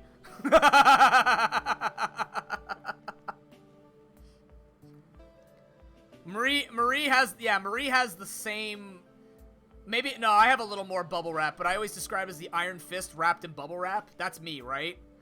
If you somehow get through the bubble wrap, you're getting clocked across the nose and you're never going to get up again. Marie puts a little less bubble wrap on it. It is a big part of the job, yes. Depends on how they're told and what the rules are and stuff like that. It all goes around that.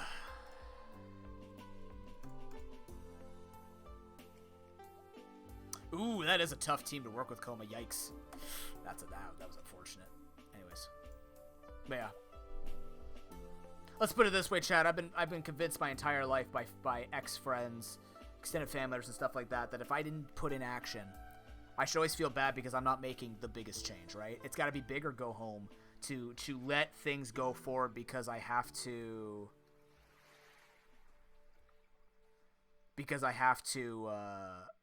you know, keep living my life. I have one life to live. Why spend it fighting for people? But the reality is, I live with these people. It's not out of obligation. It just makes sense. Right? It just, if I'm living the next 50, 60, 70, okay, 190 years of my life on this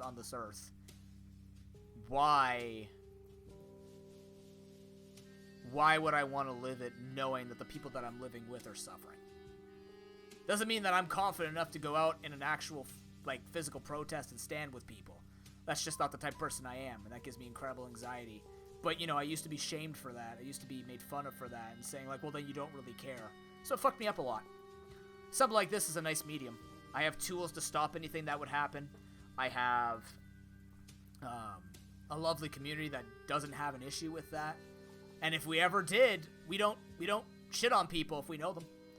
We help them understand. It's always about learning. It's always about growth. That's what we want. That's what education stands for. It's about growth. It's about making things right. And education always has to be updated.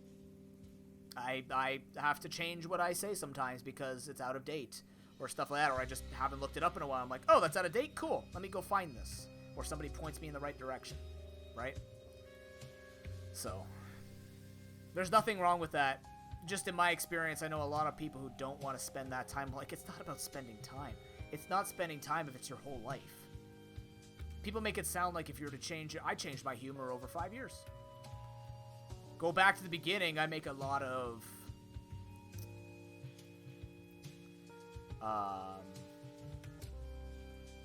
I used to make a lot more, like, jokes about, you know, sexualizing women. Maybe slightly racist jokes I didn't realize at the time. Definitely homophobic jokes. But I changed it over 5 years. That didn't take my entire life. It wasn't painful either, because I was surrounded by good people. Anybody can do it. The battles were good, Hero. The battles were good. We're going to have to take for the VOD because it's lagging too much with the recordings. But yeah, no, it was a good series. Very, very good series. Very close. Very, very close series. Could have gone anyway, either way. What I'm trying to say is, Patreon this year. This is a new thing for September. I put in the announcements of Discord. If you'd like to read it because you have problems listening to me, there's nothing wrong with that. I will send you... I'll copy the message link. You guys can read it for yourself here. But essentially what I'm doing this year is September. Please participate in it. For every sub, resub, new sub, gifted sub, $1 to Sick Kids through Extra Life. But because of this with Twitch, and because I think this makes sense, if you go through Patreon, I will donate 40% of my revenue. 40%. Anything $5 and above. Anything lower, I will do 50%. So if you put in $2, I will put $1 from Patreon to Extra Life. If you do $1, I'll put 50 cents. You do $5, I will put $2 through it. And what does that mean, chat? Let me break it down for you. On Twitch, you donate, or you sub to me. I make $2.50, and one of that goes to Extra Life. Perfect. Do it on Patreon for $5. I make $2.50, and you get $2 to Extra Life. No matter what, you are getting more for the same on Patreon. Commentator over anything, by the way, did not happen yesterday. We will have the clips and the fanfic spill over into the September one. It is the better deal. I made that on purpose because I'm literally respecting the fact that your same amount of money or more money is getting you more. I've always believed in scaling it with the amount that you pay. Obviously, you get a bunch. I mean, you can watch this for free. I'm not saying you ever have to spend $1 on this. I will stream until it becomes the point where it's like, I'm not making anything. I have to go, right? My life is suffering too much because I'm spending so many hours on stream, which I do for next to no gain. But we do a lot of great work here for charity. We do a lot of great work here with just giving people entertainment that they can get hyped about, that they can feel comfortable in, that we can educate, and we can just elevate the state of your life by being in this very channel, listening to my sultry voice, looking at the people with swords and saying, damn, those people are cool, and looking at every single nooblet, fellow nooblet, and going, you're cool for being here. You don't have to be, but you are. So that'll start September 2nd, like I said, so it won't start on Wednesday. Actually, no, sorry. I am saying, like, from September 1st, so if you do anything on Patreon or Twitch if you choose, like I said, please, if you can, hold off on your resubs until after September 1st. But, this year we're going to try this. And even if you just want to do Patreon for 1 month, it's $2 to Extra Life, and you get an extra show. I'm just saying. I'm just saying. You get an additional commentator for anything show where you drop me basically meme review clips and I commentate over them like they're a sports match. You get that at $5 now. You don't get that on Twitch. In fact, you don't even get to watch the VOD. You get to watch the pro view on my YouTube. You don't get to watch the whole 45 minutes of glory of listening to me stare at some dude spin a pen or race cars on a treadmill or talk about Bobby Boyo. You missed Bobby Boyo, but if you donate, if you put $5 in, you can watch it live. If you put in $10, you get the archives. So you can listen to the epic of Bobby Boyo and the anthropomorphic hand Raichu. With Dunsparce having like 4 lines. I'm just saying. But yeah, I just wanted to clarify what I meant last week. Yeah, the epic of. Not how everybody goes, that's epic. No, it's like, the epic. Pretty sure it was an epic, right? Based on the way it was written, I'd pretty much give it epic status. Like, an epic status. Oh, you can't say it anyway without it sounding bad. Would you like me to say the Odyssey of Anthropomorphic Hand Raichu? Yeah, okay. Yeah, like Gilgamesh, exactly, except anthropomorphic-handed Raichu. And motherfucking Bobby Boyo. Man, I just wanted to clarify what I said last week. I didn't make it sound like... I didn't want to mean to make it sound like the movement's not a good idea. Multiple avenues of doing this is good, but I do believe in effectiveness. I don't believe in just doing it because, and I also felt bad because I wasn't fully educated on how I wanted to say it. I was just very frustrated and wanted to jump in and give my 5 cents on it. So sorry to anybody who felt like my reasoning last week was a bit off, but I know how I feel about it now, and I am going to be taking more visceral action than just educating people. It will look different on September 1st, and we're going to make sure that people understand that. So, cool. Thank you for listening to that. I appreciate being a part of a much better community than it was 6 years ago. Not saying that people from the olden times were not good, but I definitely believe that the way the channel is now, the people that we have here now, the culture that we run on this channel now is just so much better. It is a more positive, accepting, and not in a weird way, not in a weird culty way. We have fun here, right? It's not this all like positive vibes, everybody smile at the camera at the same time. No, it's not that, okay? It's like, hey, we're all human here. Let's just be good humans in this public space. It's a public space. It's private, but it's a private space in a public space. Let's just treat it like everybody's at the park. Maybe I accidentally throw a frisbee in Tim's direction. He throws it back at me and goes, hey, man, what's up? I go, hey, dude. Or, you know, someone's walking the dog, and the dog accidentally poops on my shoe, and that person's just like, hey, I'll shine your shoe. Thanks, man. Or I walk over, accidentally knock down a kid's ice cream, and just go buy him another ice cream. You know, let's just have a space like that in Twitch. It's not living in a perfect life. Everybody has equitable opportunities here. Everybody follows the rules.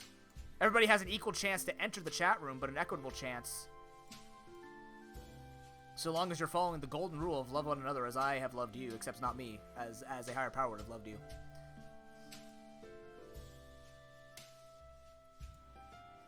I don't say love to people because I don't say love to people. That's just me. But you guys are pretty cool. We should have a chat pick. Okay, I was talking about this, Marie. I've gotten really bad at eating outside, but I told my girlfriend if we ever get one of those canopies that have the covers, like the mesh covers, that would have to be the way that I eat outside, because at that engagement party, oh my god. Ugh.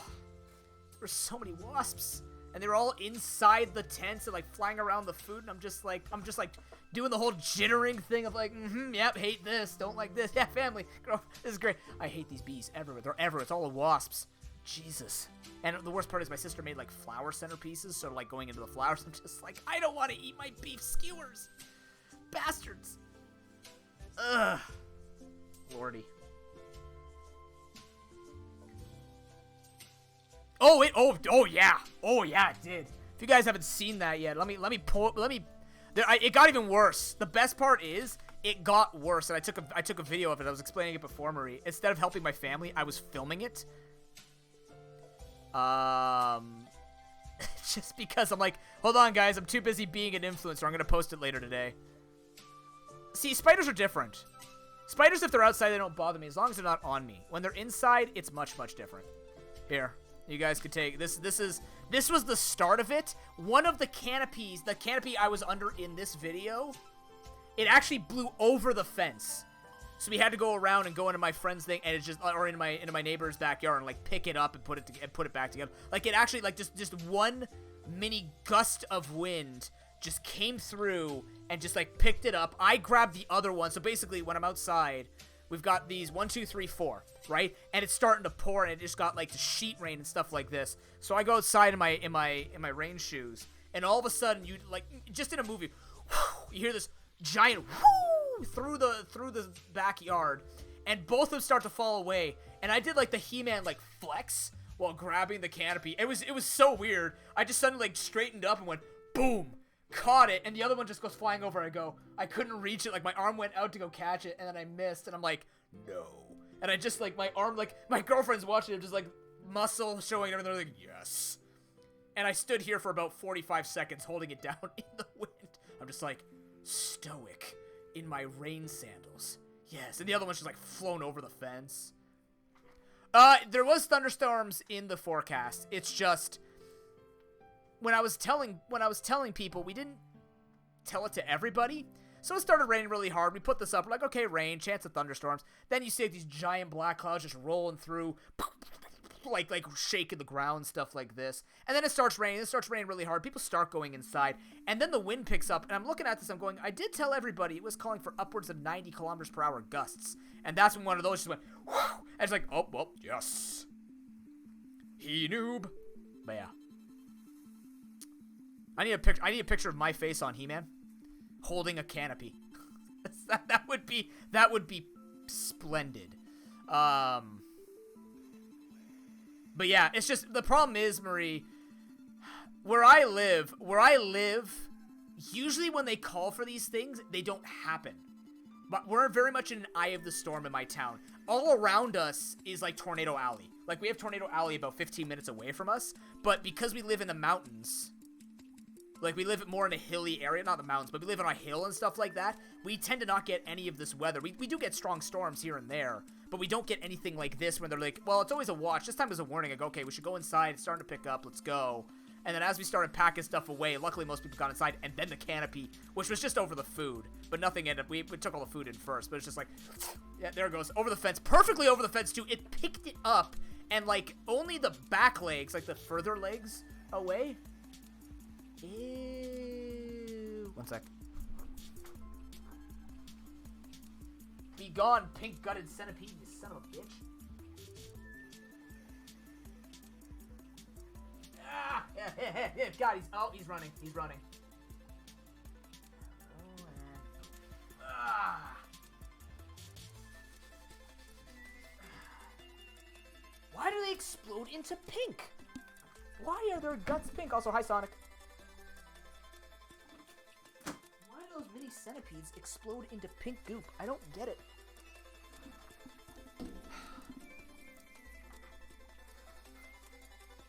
Yeah, the canopy didn't get destroyed.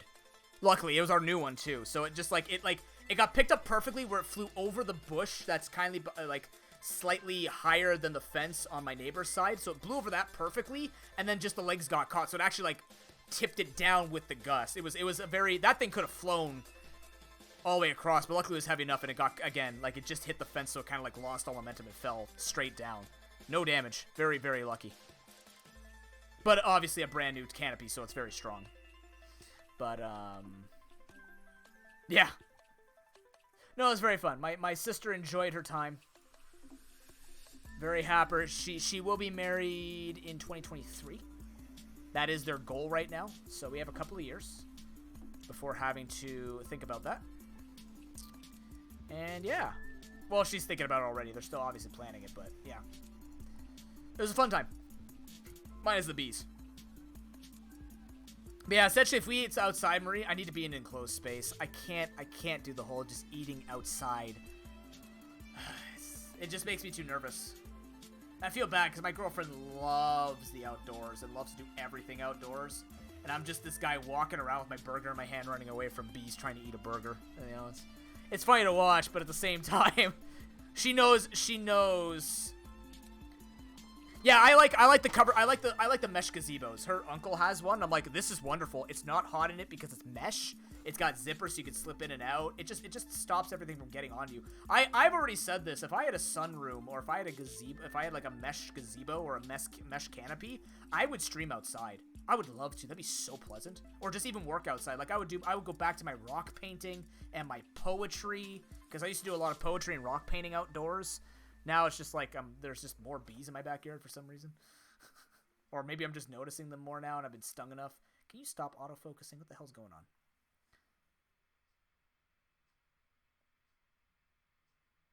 Yeah, screen porch. My no has one. Just open on one end and then like glass on the other two sides, and it's like a nice slanted one. Morning, officer. I can imagine, Marie, yeah. That's the thing. That's kind of like I've always been an out to play, in to stay type of guy. I love biking and I love going places outdoors, but I need to keep moving. If I sit still, then it becomes like I start noticing a lot more of the bugs and everything else like that.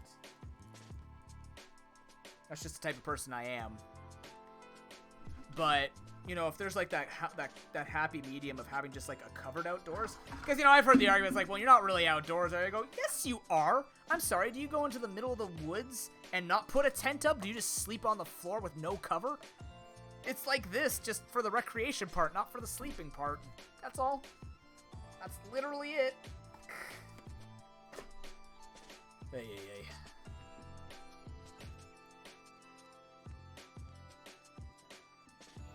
So I'm actually excited today for the bingo running. There is a site that someone in the, I can't remember who they were in the community, but they actually built like a computer tracking, like a manual computer, like a computer browser. God damn it. I'm 90. They built a browser tracker, in-browser tracker for bingo. So you can track TMs, you can track how many of each type of Pokemon. It's cool. We're gonna try that today with our bingo speedrunning. That's fair. Yeah, that'd be me too, right? That would be the same thing as me. That's cool though. You ever seen those $10,000 RVs? Oh baby, the things that are just basically a house.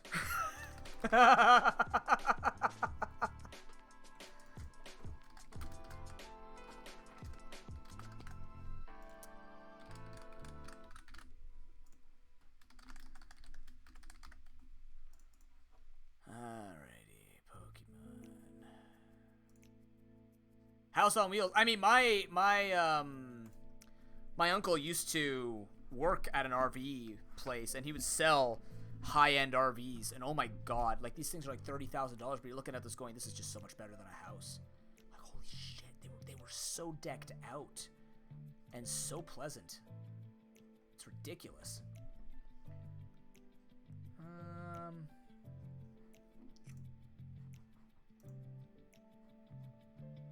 Where am I here? Do I still have the proper stuff for this? I should. I do so many randomizer things now that I just kind of forget which stuff I've updated, so I have to check every single time now. I think we're on patch 7.2.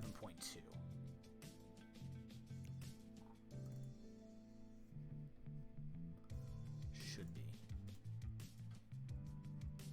If not, I don't know what I'm doing with my life.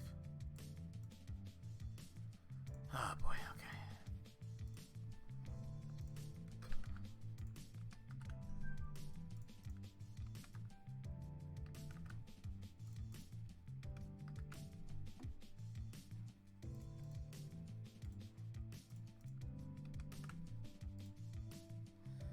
None of that changed. None of that changed. Okay. Good.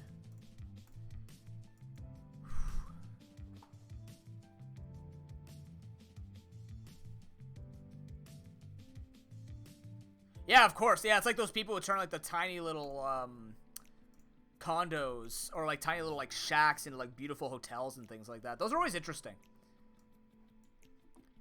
Those are always fascinating to me. Because it's just like ingenuity that you may or may not expect. You know what I mean? You just get to kind of watch people who are very creative make that work.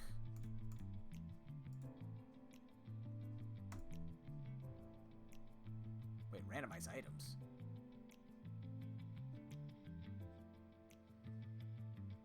That doesn't seem right.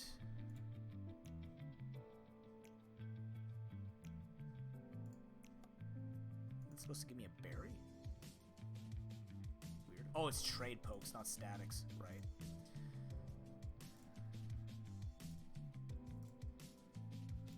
Okay, so I'm a bit out of practice with this. For those who have not been paying attention, you may have noticed that I've been practicing a lot of other games. I've also started watching some examples of the next game that I want to practice speedrunning. Castlevania Aria of Sorrow. It's actually a really fast speedrun once you get good at it. They say the average for a better player is about 80 to 90 minutes, which is perfect for this channel if I'm only gonna be streaming like 5 hours once I get a job. It's like that's a perfect speedrun to do. Hey, I'm just bored, I have an hour left. Aria of Sorrow. We're not gonna be there anytime soon. But I've never played the game, but I've always liked the idea of Aria of Sorrow and Symphony of the Night. I think it's the same one, like similar to it. And it's definitely a different speedrun for me, right? It's still a Metroidvania, which is similar, like get items for progression and stuff like this. But in a speedrunning thing, I'm like, you know what? This actually looks kind of cool. Like going through the bosses the way they do, it looks fairly challenging as well. Not octo challenging though, where it would be obnoxious. It looks like it's actually, you know, once you practice certain things, you understand the nuances of... Because the goal of the speedrun is to beat chaos, which means you have to find 3 random souls that are identified by the ancient books that you have to put on before exiting the second stage, or the second phase of the second last boss. I forget him. I even forgot the guy's name was fucking Belmont. Simon. I'm like, Simon. It's Richter. What's the first one? Simon. Right. I've actually never played a Castlevania. That's why it should be interesting, because the guide suggests that you should play through it vanilla. I'm like, it's me. I don't play through things vanilla. Why would I do that? I'm actually doing Marie a favor by only plandoing Chrono Trigger when I play that. Along with Dragon Quest VIII eventually. That'll be a fun one too.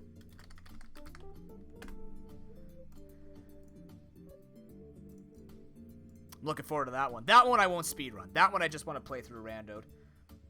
I just want to give Yang sex appeal, okay? I just want to see his boobs grow instead of whatever her name is. Look, as a teenager, it was just funny to my friend next door and I, where they're just like, really?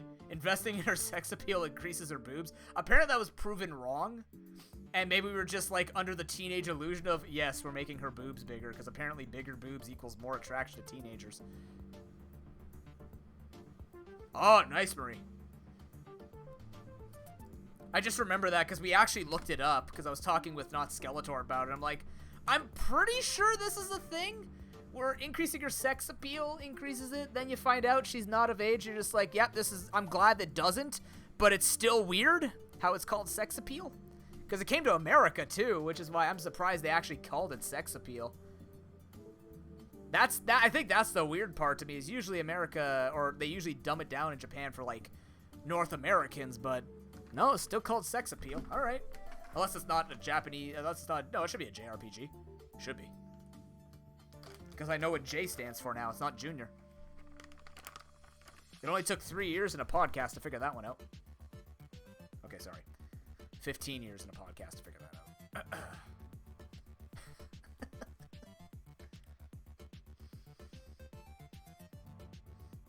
God, why do my gloves smell like cat food? Are you just starting to smell like the basement? It's weird. What are we talking about? Dragon Quest VIII. Where you can invest in Julia? what's her name? Julia? Something like that? What's her name? Dragon Quest VIII sex appeal. Yeah, she's like a 17 or 15. Let me look. I think she's not 18. I know that, which is what made it even weird. Jules? Was her name Jules?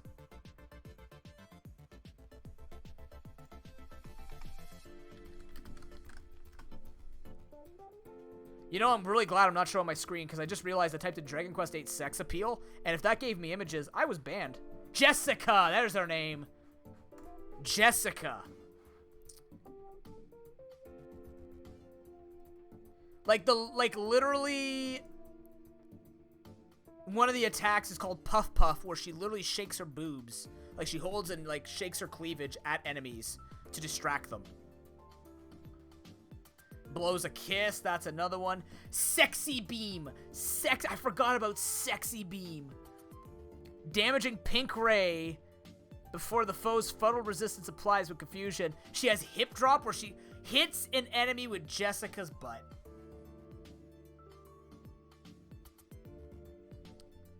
For additional damage because her butt's big, apparently. I've never checked. Pink Typhoon? I forgot about that. And then they stuck with it anyways. They kept Puff Puff. Yeah, attack or not, I know Puff Puff is the thing. Because isn't there also, like, a healing site where it's like, do you want Puff Puff? It's kind of like Snoo Snoo, right? In Futurama? Where it's just their word for basically like, hey, they wanna trick you into banging. Also, hello, Leo. Trick you into banging, charm you, whatever you want to go with. It's Puff Puff. But I remember looking it up and being like, does her boobs get bigger?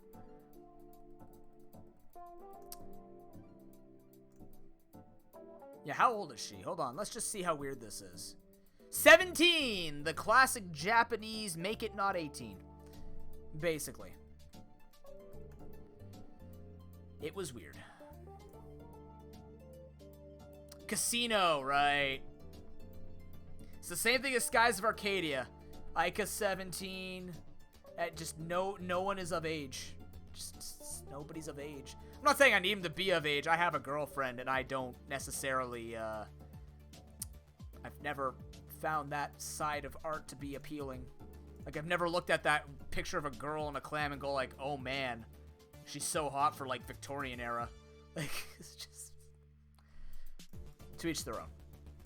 But it makes it easy when you find out it's like, yeah, you were a teenager, but then as you get older and you start talking about, like, the female characters, you're like, oh, did you realize that none of them are of age? Oh, great. I don't like him anymore. Yeah, there you go, Leo. Yeah. That doesn't make it better, Marie. I know everything is arbitrary. I know numbers are arbitrary, like 18 is adulthood and 19 for smoking, 21 for drinking, or in this case 18 for gambling and 19 for drinking here. I think 18 for smoking as well. It's only America that has 21 for drinking, to my knowledge. Just remember, you can drink legally at age 12 in Italy.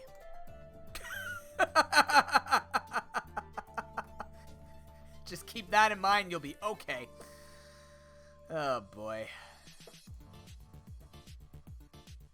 But yeah, unfortunately, it doesn't make it any better. 14? Fuck. Jesus, man. That is... Like, well, the thing is... Yes, that is fair, because then all of them are technically young for us, but they're older and of age, I guess, in Japanese culture. Which is really bizarre because, like, when we were talking about it, we actually talked about this in my phys ed class, where they were saying, you know, it's funny how we have, like, smoking at 18, but even marijuana has shown that it has massive psychedelic effects when abused before people within age 25. Even recreational use, it can have effects in people's brains before age 25. So we don't build really any of these numbers around the science. Even drinking that early can. It can. Again, it's more extreme and it's with abuse beyond, like, you know, having a beer a month, right? Because, like, my cousin who's 13, he's had like a tiny glass of beer, and he's 14 now, And it's like, he's not going to become a drug. He's not going to get hurt, right?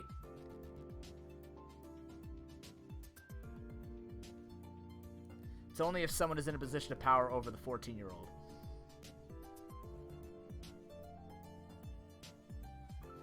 Used to be 13, but it's not with anybody. It's like a 13 with a 13-year-old. Yeah, that makes sense, Leo. I forget how North America does it. I should know this. Again, it's been so long since I've taught in phys ed or geography, so I've kind of fallen out of my education. But in my knowledge, obviously not anyone older than 18 with somebody under 18. But before, I don't think there's actually any law that restricts it. If you're both under 18. I can't remember, though. I definitely know the under-over thing is a big fucking no-no. For many reasons. It varies state to state. You know what? Let me look this up. Canada sex laws. Not foreign trade zones. What does that have to do with... Oh, I spelt it wrong. Wait, what? Why are we talking about trade? That's not right either, man. All right, here we go. Right, it's 16. 16's age of consent. That's what it is. You have to be 16 to consent. So it doesn't matter about age. You both have to be 16 to consent. And a 14 or 15-year-old can consent to sexual activity as long as the partner is less than 5 years older and there is no relationship of trust. Oh, interesting. I didn't know that. So you could be 14, and if you're with someone who's like 8... Oh, I guess... Okay. 4 or 5 years. Okay, so it basically puts it in the range of, like, not too much older than 18. As long as there's... I mean, there should always be consent, to be fucking honest with you, but... But this is just saying about age difference. It is always consent no matter the 16 or whatever. Okay, this is where it gets complicated. So, 16 is the age of consent, right? That is the legal age of consent. Also, when you can get your driver's license. Yes. That's what it says here. So, 16 is age of consent. 14 or 15 if somebody is under 5 years with consent, obviously. And then there's a close-in age exception for 12 and 13-year-olds when it's less than 2 years. That's what I was thinking of. Because we talk about it in high school, and we're like, you know, just... If you're in grade 9, going grade 12 is a no-go.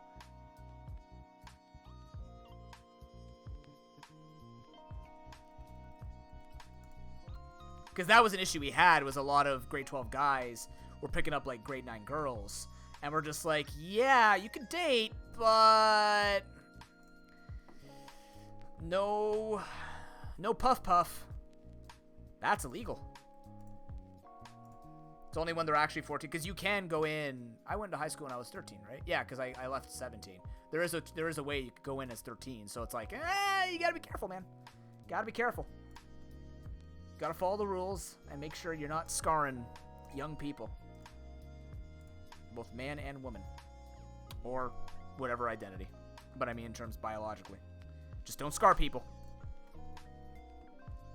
Do it the right way. Respect.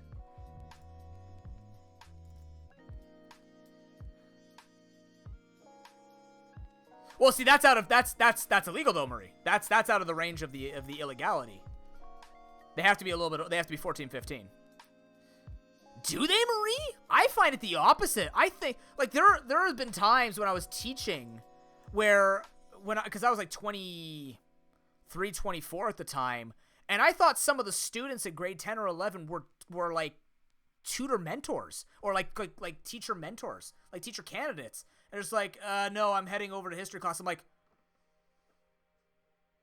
what? You look like somebody who would be in my university class. That's fucking spooky. And I used to hang out with a lot of teachers that made that very awkward. Because they'd be, of course, unprofessionally trying to hit on or not hitting on, but like they'd be talking about the teacher candidates, which were not teacher candidates. And that was very awkward. Because I'm like, I'm here to work. I'm not here to pick up women at my work. Especially when one, I don't need to. And two,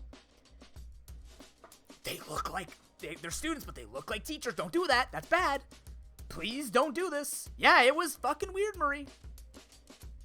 I will say this, though, wasn't in the phys ed. I worked with very respectable phys ed departments.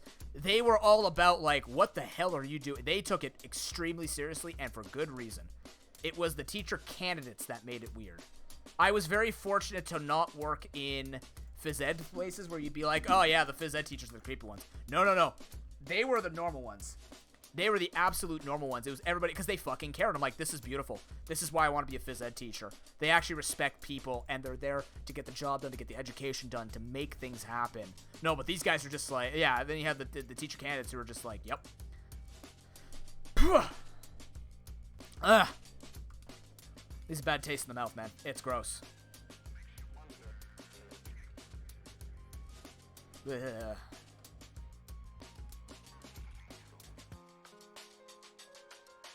I could... Hold on. I've grabbed the wrong... I'm going to use the right resource here.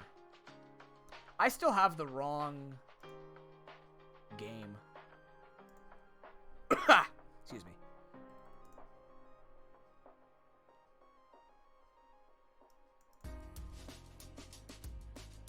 ROM and randomization. Yeah, I'm going to take this.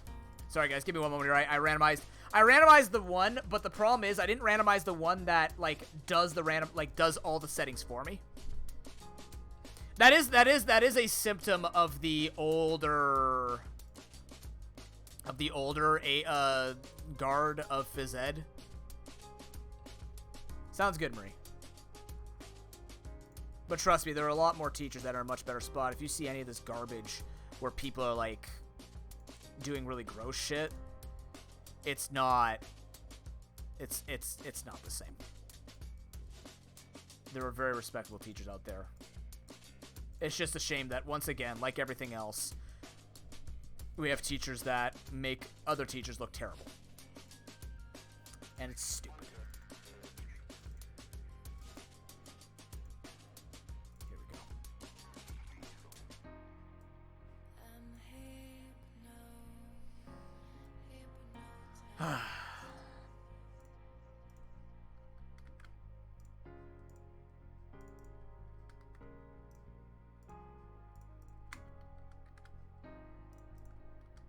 Oh, did I ever...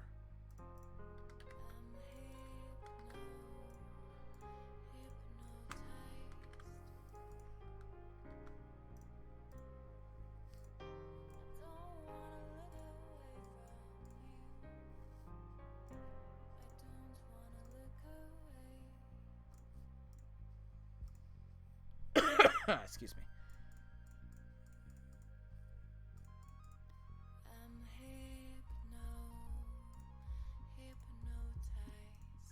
Hypnotized. Sorry. I should do that directly in the mic.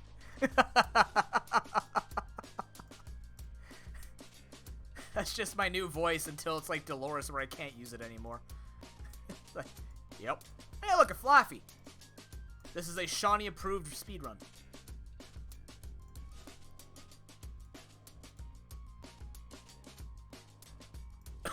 Excuse me. Alright, let's do a couple of speedruns here. Let's have some fun with this. We gotta practice. This will be part of Extra Life. Shawnee and I will be doing the Crystal Grand Prix of Bingo, Key Item Rando, or Full Item Rando. I'll ask what he wants, and Tetris catching. So we're doing that Wednesday, I believe. We'll do a bit of everything. We gotta play a lot of Unite. I missed out on coinage. I'm close to getting Mr. Mime.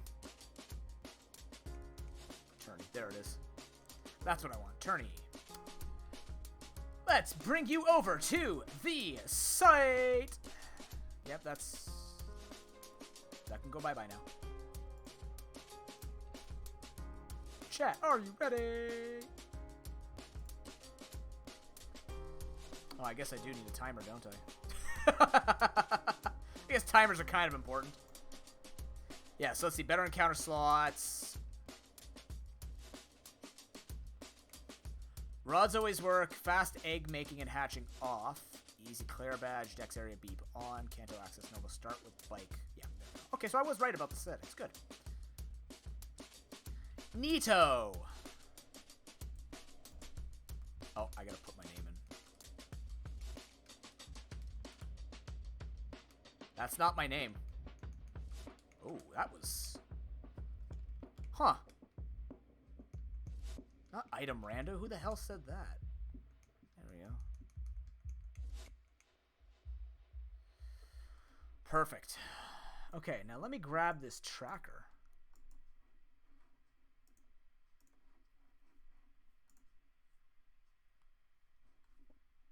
Nope, that's something I'm going to explore too. This is super cool, by the way.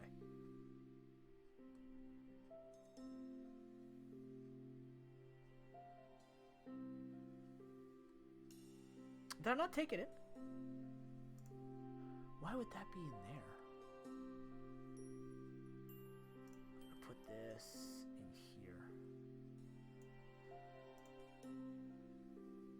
Put that in analytics? Really? Okay, so this tracker is actually really, really cool. It lets you put, like, which specific things you're looking for and how you want to approach it. It's neat. It'll save paper. The important thing is it'll save paper. I still use this, but actually I gotta move the camera over. Sorry. It'll save a lot of paper usage. Not that I didn't use the same paper already, but digitizing it makes it a little bit easier while clicking on things and having just... The hands are in the same place. You know what I mean? That's cutting off my forehead. I need my forehead. I like my forehead. There we go.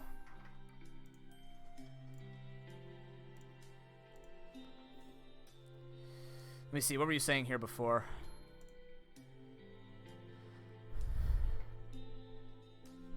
That's weird, Leo. That's fucking gross. I know, I don't go for it anymore. I just don't play it as much, but it's because I'm not burning out as a result. I think I've reached that point where I'm like, because I've had enough frustrations, you know, like when that person hangs their head and they're just ready to, like, get back in the ring sort of deal. See you later, Voyager. You have a great day, man. Thanks for coming out.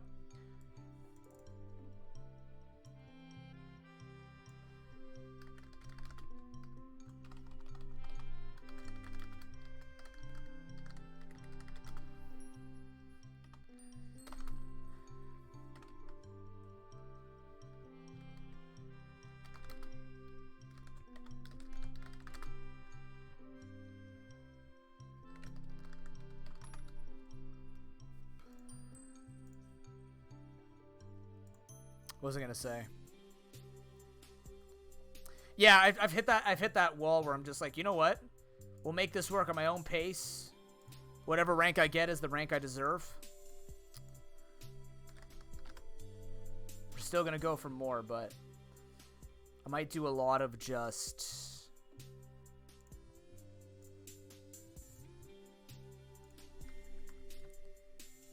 playing and learning for myself. That's how I got better at Heroes of the Storm. That's how I felt more comfortable about myself as well with playing.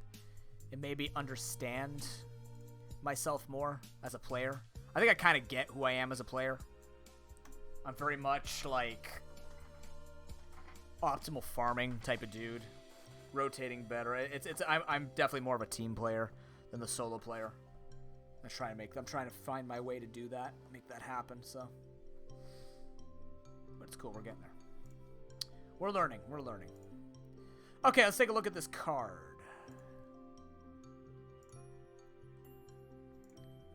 TM list.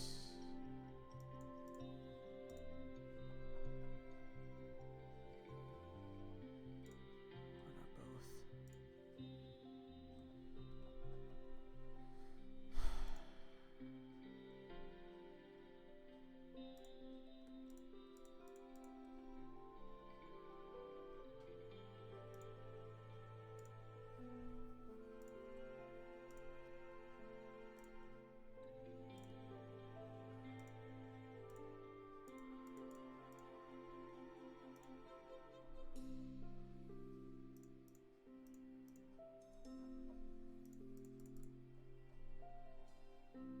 Huh?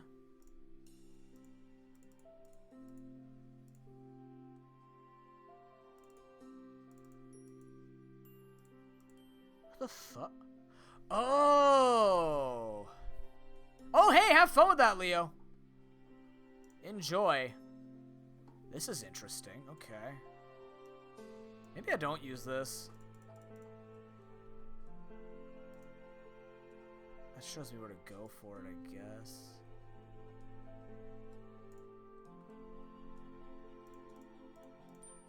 But it doesn't count for me. You know what? Nah, fuck this tracker. It's good. It'll be good for commentary, but it's definitely not good for running. It's got to show numbers. It's not clear enough. Okay, so what do we need here? We need speed reducing, shiny, badges, TMO4 20, which is random, dark type. Nothing weird here. 44 we're doing all at once anyways. Mystery berries on 35 with surf. Encounter, so we need berries, which we can count. 25 owned. So we're tracking electrodes. And normal, so that's it. And what Pokemon do I need? Defeat Lapras, which means Friday. If we needed to work that way. Hands, please.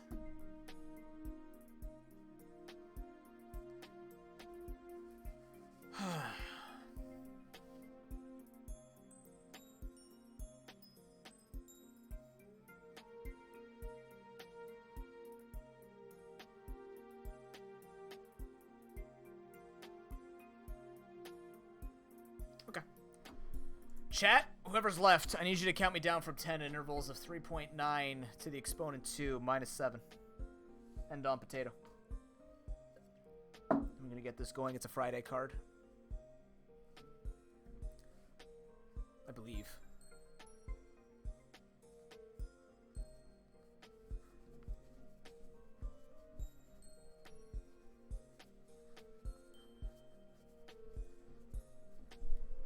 Matcha tea latte. Ooh.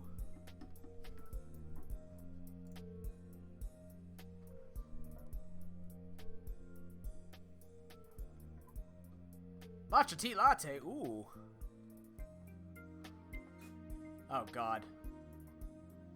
Now we're making Pokemon jokes. Wait, hold on.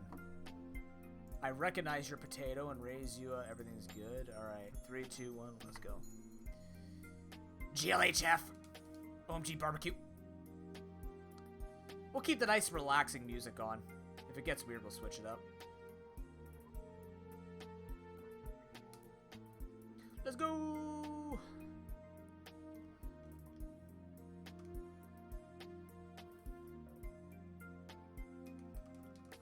Friday for the... What's it called? Friday for the...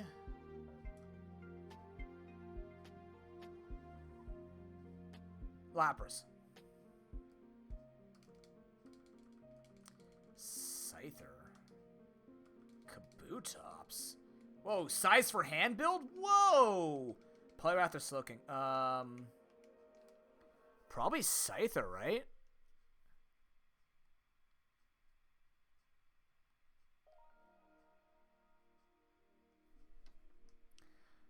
I'm trying to see if there's anything on here.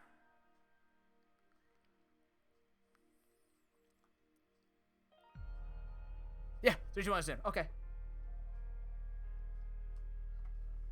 It's probably stupid, but I'm doing it. It's just more even.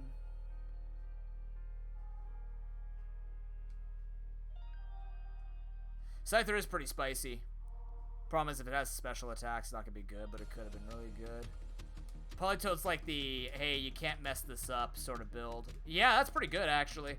Thunderbolt Aeroblast is not bad at all.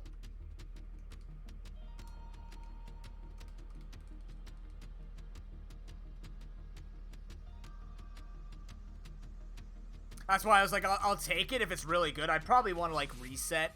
Maybe in that particular moment. That would be a moment to, like, save and then reset to check them, but that's what I should have done.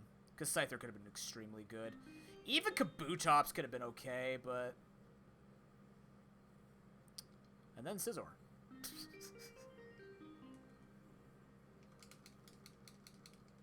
I have a speed reducing move?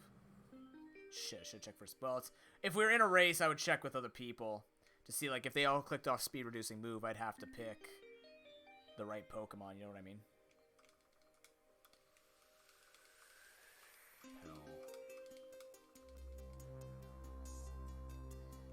key item rando, you buy that differently. I buy that differently. Usually I'm hitting a bunch of encounters on these routes. That's not a bad start. Clefairy, I want you. You're 2 normal types. Wow. Or I can crit it to death. Wow.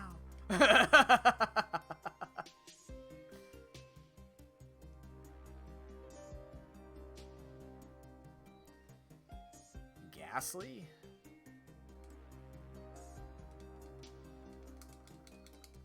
Too low level to make it a Haunter.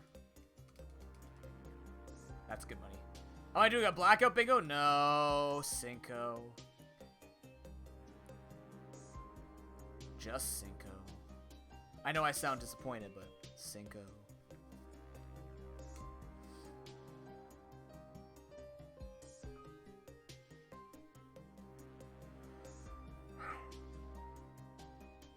Oh dear. Don't worry, we're going to be doing some Tetris on Wednesday. Gen 2 exclusive Tetris, which was actually pretty fun. Oh my god, what is happening with my thing? I'm just going all over the place. I don't know what's happening, boss. We'll shop on the way later. We have enough balls to not worry about it. We have Clefairy on 30. Hello, Scyther. Goodbye, Satan. Oh my god, he has Giga Drain now.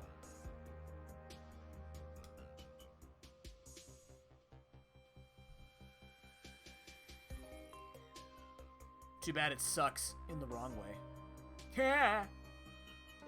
Get it? Because it's a special attack. Gets wrecked, dog. Anyways.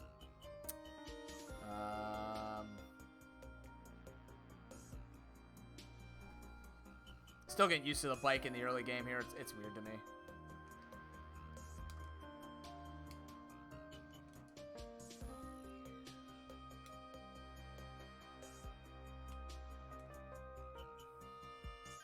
I am very much looking forward. Well, actually, the new block this month is very interesting.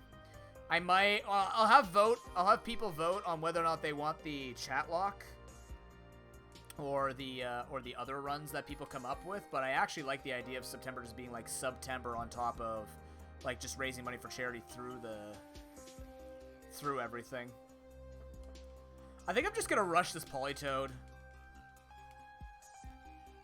It's okay enough, right? Scizor could be stronger. If I get a male Scizor, I'll go with it. Obligatory explanation that males can grow higher offensive stats in this game than females.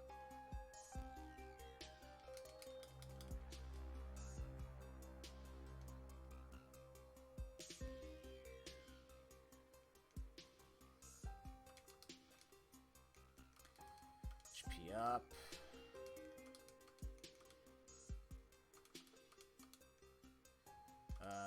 I need enough for 2 escape ropes. There we go. Technically, I need enough for 3 escape ropes, but, you know, whatever. No, 2 escape ropes. Come on, Clefairy. That's a Sea King.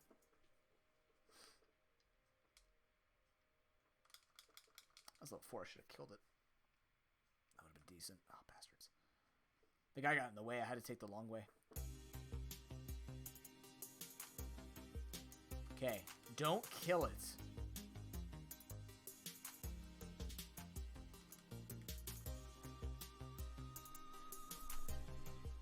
There we go.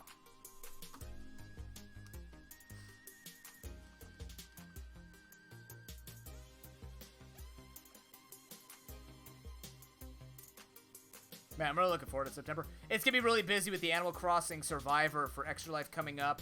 There's also going to be the Minecraft thing. The Minecraft thing is now starting to get a bit spooky because I realize that a lot of the people that are in Animal Crossing are also in Minecraft. And I don't know if I want to force my friends to love me that much on stream with the amount of time we're going to be spending together. I can't hit this typing. Oh, no. I don't do well against steel electric. I don't... Oh, yeah. Specifically that, because I can punch electric types. I also don't know what El Novato Windows means, but it's there now.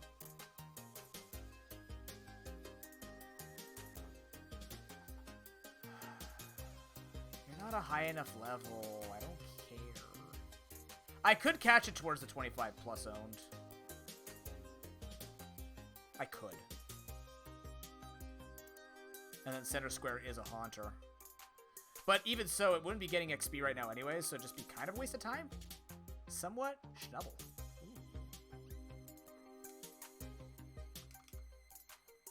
I still firmly believe... I don't know. There are people who do this way better than I do, obviously. There are way better players. Can you please hit a Mega Punch? That's a speed-reducing move. I still believe in catching at least the type that I see along the way.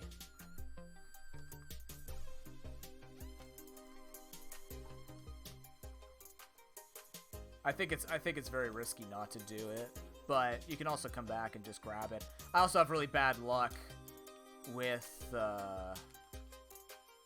what's it called? Oh my god. Okay, D-pad. That's a Pokemon. I have really bad luck with finding the Pokemon a second time around, so I think that kind of skews my opinion.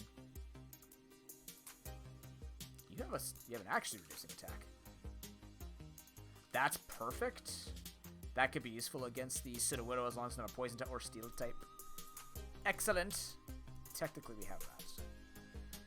Technically, it's not great because it's a level 5. But we'll go from there. But yeah, I'll have to talk with everybody.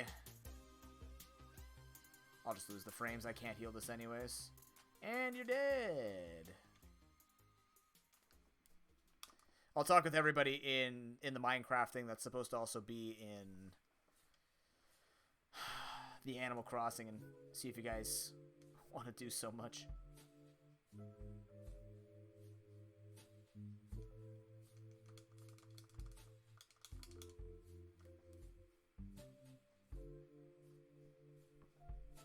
I spent my money. But I need it, though. Kari's minions showed up. Oh, boy.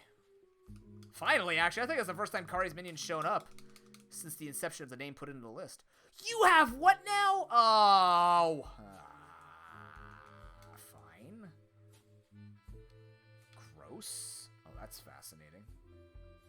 Yeah, you're not getting away with that. Extreme Speed Slow King, by the way.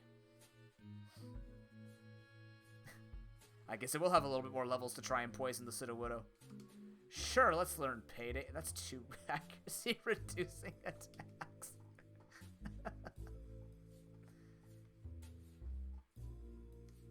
Also, Kari's minion is apparently epic.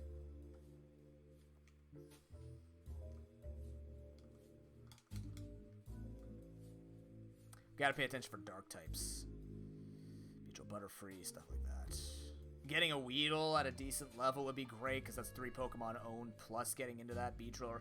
I swear I'm not holding down, that's just what's happening now. I have really fat fingers, and the D-pad is not soft, it just feels like I do roll.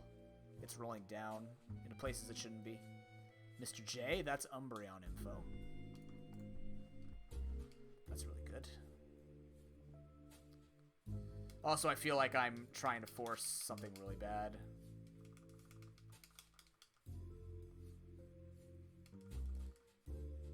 I should have caught the Scizor. It's fine. I'm still trying to remember all the stats of these Pokemon. Like, I know generally what they're supposed to be. I just don't remember what makes them strong. Hello. We can just get this done right now. So this counts either to Sudowoodo or to Sudowoodo. Like, Sudowoodo, you just have to find a Sudowoodo. Right? I don't think they changed this up. There we go. I don't know if they changed that rule, because it's not worded to say a Sudowoodo, it's just 2 Sudowoodo. I'm not trying to be a meanie, I'm just saying, like, even Politoed recognizes how it's not killing things. Come on. It knows. If it's not aware of its flaws, how can it become better? Isn't that how that works? Don't you have to tell people they're shit for them to understand how to be less shit? Isn't that how life works or something? Like I said before, tough love's the only way. Huh. Ooga ooga.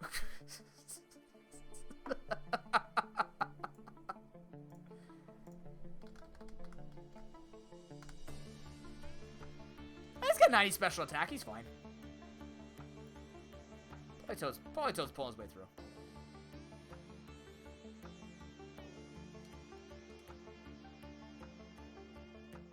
Yes, I know. Okay, so we have Weedle info.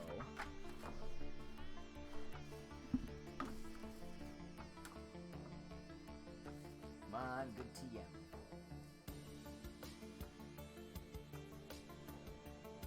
Future Sight. That's not a good TM.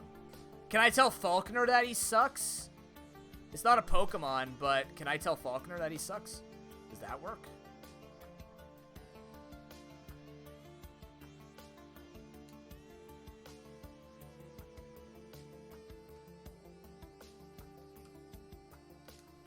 Okay, Falconer, you suck. Thank you.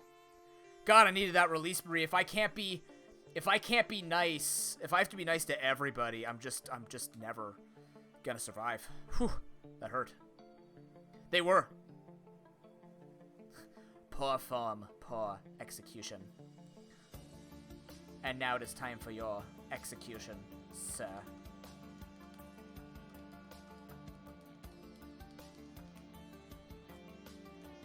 Prepare to meet the wrath of the full extent of the law.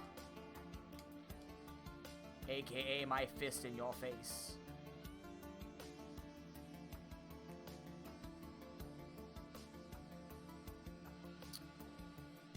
Fish.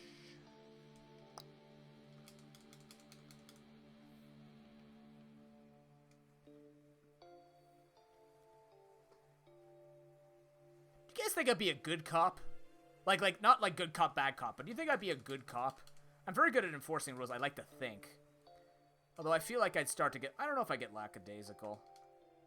Or maybe I'm the perfect type of, like, hard ass to be a cop. You know what I mean? Just random thought. Again, you're here? I need different normal types.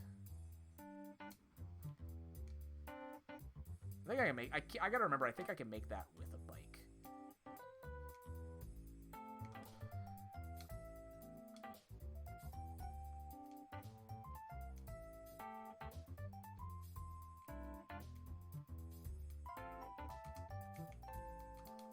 I think I'd be too... I don't think... Like, ignore the whole bravery issue. Because obviously I'm not brave enough to be a cop. This is just... it's just like a theoretical... like, posited question. It's a normal type. I'll take it. Don't crit it, Politoed. You're the chosen one!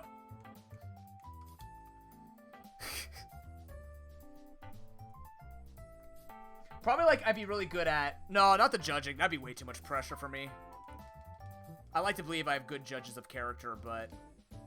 I think, like, eventually being, like, a judge of the law would be too much.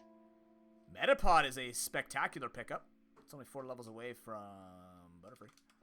I will grab this.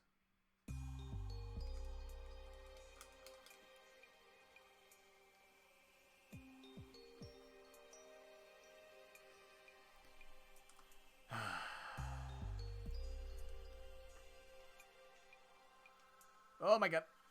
Trying. Skip items. We got enough money. I'm just not be worried about this anymore. Okay, we're gonna...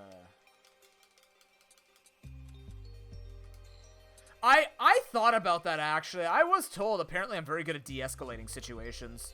I think it's the way that I present the way that I talk. You know what I mean? Like, I have this sort of... I've been told I have a voice that takes command. Like, when I talk, people actually want to pay attention and listen and stuff like that. So, I'm going to actually use that PP up, I think. We're going to need a couple more of these. A few more of these. Couple of these. That'll be good for now. Yeah, I think I would be better suited like that, yeah. Mainly because I've had to learn it for, through my own therapy because of, I've got enough going on. Yeah, okay, here we go. Let's do this. I should have did this first. Oops. Aeroblast booster. Gotta keep splash. We need 46 splashes, or 45 splashes. Not just 40 of them. But yeah, like, I had to learn it through my therapy to help, like, my friends out who were either suicidal or had, just, like, non-stop fighting. So I learned that, and then it actually just ended up paying off. I'm like, oh, I guess I do have this kind of teacher, but also just, like, I like to believe, and I could be wrong on this, I like to think that I actually do not have a condescending tone in my voice most times. Unless I'm being sarcastic on purpose, I'd like to think that when I talk to people, I don't try to come off as Mr. Know-It-All. I have been told I'm a know-it-all, but I think I've been told people that I've been told by people that I'm a know-it-all because they're jealous that they don't know what I know. So it's kind of hard for me to tell, but I'd like to believe that I don't have this voice that sits here and tries to be number one. Like, I'm the guy you listen to. Listen to me. Power overdrive. Yeah. You know what I mean? I think that plays out well for me, especially with, like, streaming and teaching, where, you know, like I said, I made multiple mistakes in class when teaching, but, like, the kids already know not to shit on me because it's like, hey, look, we're all learning. Or if they do, it's like, look, we're all learning, including myself. You think I'm immortal, you're wrong. Ah! I guess you do look like a lightning rod. That works. Or, like, the Y is at the top, like, to track the energy. Yeah. Yeah, of course, yeah. Well, if I'm being purposefully snarky, then, yeah, of course I'm going to talk condescending. Also, Santa's a dancer. Hell yeah! I can see it. I'm going to fight this. I'm going to be ballsy. I'm not losing. I can't lose. Instantly loses. But I lost. I think, if anything, the things that would set me off for being condescending without trying to would be when people are being condescending back. Like, it's kind of like that sort of, like, clap back where it's like, you know, shut up, you don't know what you're really talking about. Even if you do, you're talking about the wrong things. Like, either I don't get it out of frustration, which happens, but not against people who I respect. Let's put it that way. But, oh, God, please don't. Please don't. Please don't. It's 80% accurate.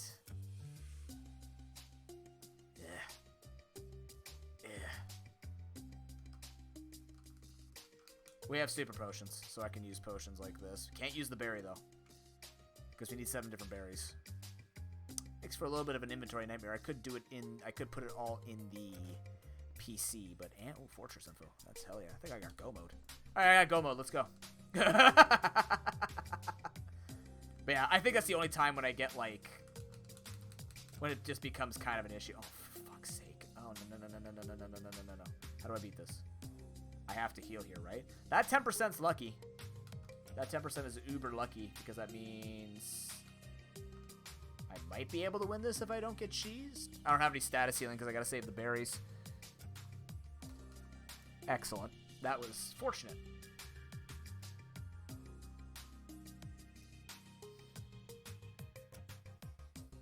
I think most times, if I ever sounded condescending, believe it or not, I'd be talking with Ox.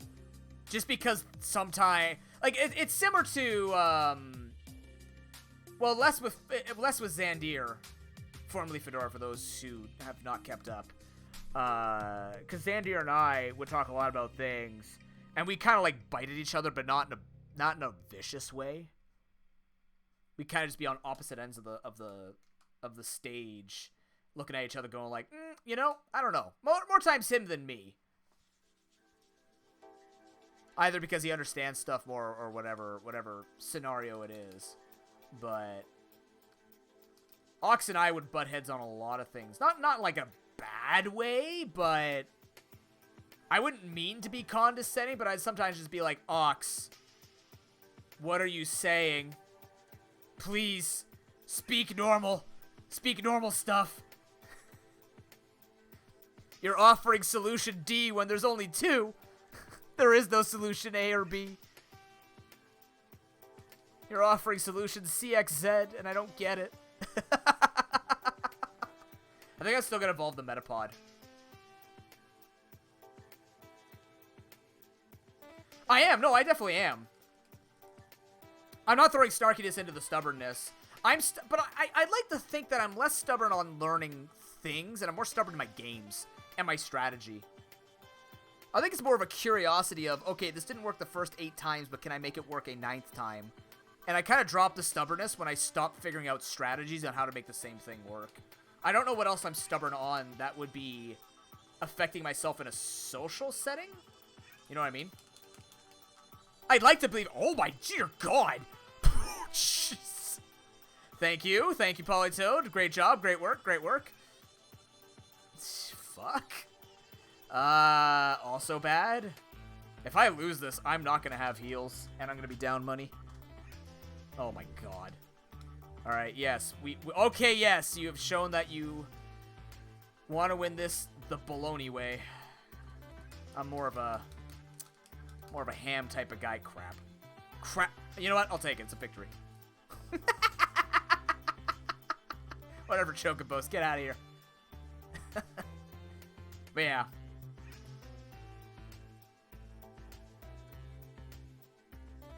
I used to be a lot more stubborn as a kid. But that was more about habits and things I just didn't do. And then, you know, like, kind of that whole...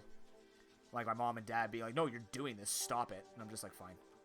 Eventually it went... I never retaliated as a kid. Like, my rebellion years as a teenager was at age 25, for God's sake. It was more out of frustration of not understanding what to do with my relationship and crap like that. This is the fastest run I've had in a while because I actually have a good main. Most times I'd be like 35 minutes at this time just because the game literally wants to take me for a ride. But it's not a fun ride. It's one of those rides where your nose is like stuck in a vice. You know, you've been on those rides, right? Where they just put you in a mouse trap and they call it Mr. Fun Ride. It's not great. It's not a fun ride. I don't know what they're trying to sell, but it's pretty bad. Oh my God. No, you're going to punch the Nidoqueen in the nose. It was more rebellious to the fact of misunderstanding, right? Like, especially with my ex, I just didn't understand what they were trying to say, and it felt like because they didn't like her, therefore, like, they were trying to tear us apart sort of deal. It was more blindsided of, I didn't want them to always be, like, because it was all of them, like they were always right, and I'm just like, you can't always be right. Which, you know, I'm sure people understood as, or I'm sure they understood as a parent, too. Wow. I have to heal this, right? I have to. I should have bought potions maybe in between this.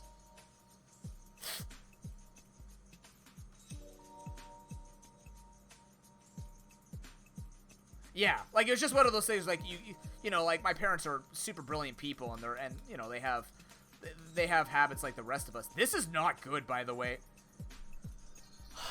You're kidding me, right?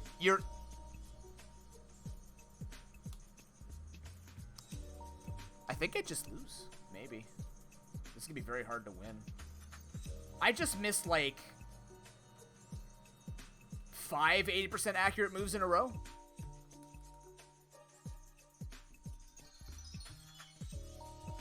Wow. But yeah, it was just more like the I'm confused rather than like I hate you sort of deal. There's never any reason. We always encouraged effective communication to never get to the point of like we hate each other. Ah, you have Ice Beam. That's cute. I should have Mach Punch and then I could go for Extreme Speed on Slowking. Slowking is a god.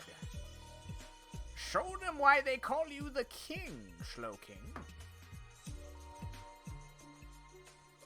Never doubt the slow Pokemon. But yeah. I always made it a point because I did a lot of I do a lot of customer service work to not be stubborn in, like, understanding if I'm in a social environment and I'm making mistakes like that, then that needs to change. But, you know, if I'm the type of person where I always want to eat my dessert before my dinner, I don't see that as being a stubborn thing that affects me. That's kind of, like, been guided in the way that I talk and conduct myself and stuff like that. I don't trust that old man. That's why I went all the way around. That man has cut me off more times than I'd like to admit. It's very painful.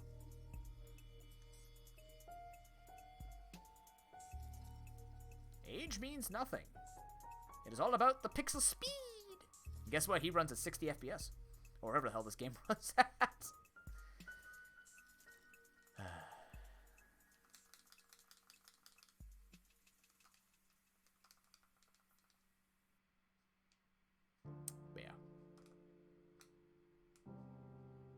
But I think that's why. I work with a lot of very opinionated people, which is not bad. I'd rather have people who are opinionated than people who are just, like, anti everything, right? Like, to me, it's just, like, if you're on everything, there's, like, what the fuck is the point in you being here? You gotta have some kind of opinion. I definitely recognize my opinions on things are way more, like, two-sided because I don't like taking sides. I more or less like being on a side that matches my morals, but not just being like, well, I can't understand the other side, unless it's about the stuff that we talked earlier. You know what I mean? That worked out very well where I used that. I might do that more often. That was very good. Clefairy, I need to keep you, so let's do this.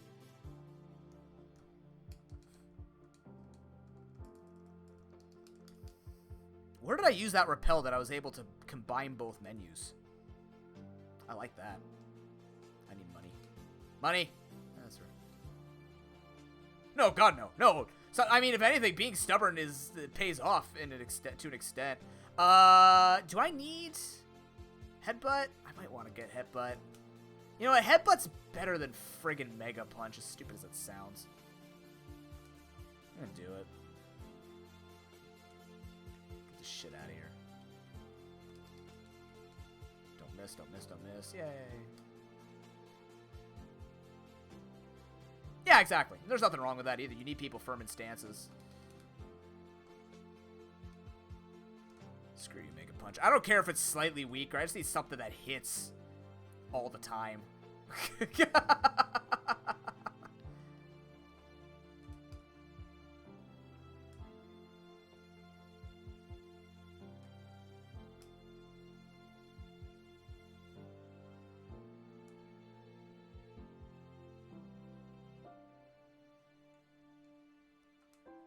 Don't do it. Don't do it to me. Yeah. Do that. Okay.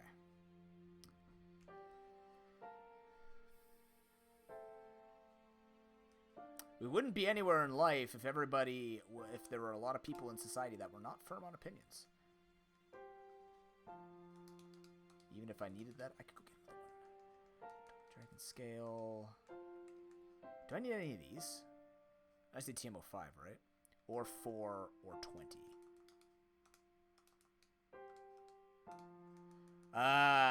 2 revives. 5 of these. We'll come back for the Moonstone later. We need combat stats right now. We don't need the radio card. Don't need to go to the bike place. Guys, I didn't go to the... Where am I going?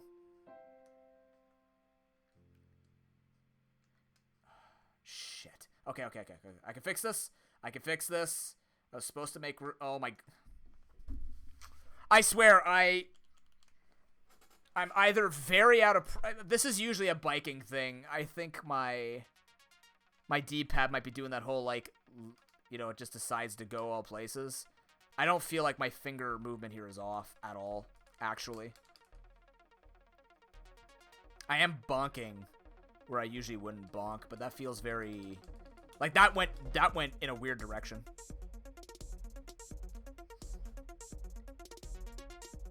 Okay, how does this look all of a sudden?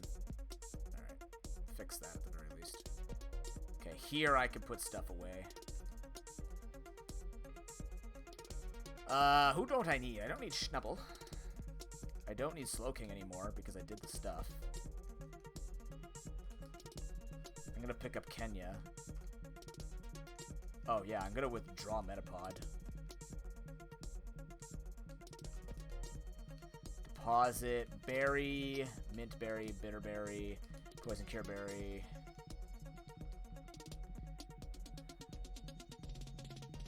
Oh, I don't need to check TMs. Oh yeah, TMO 420. There's no better time to check that TM, right? Sucks. Should do it now. Okay.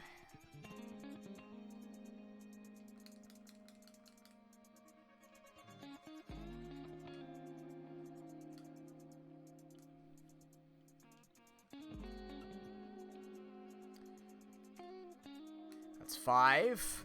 I'm gonna put this away before I forget.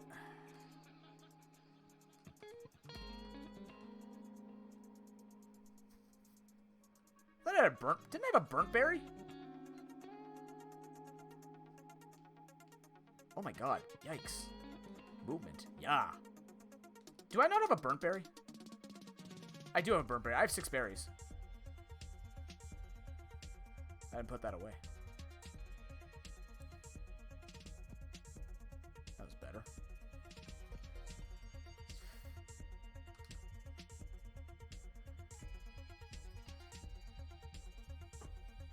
Come on. No, that time I didn't feel very good.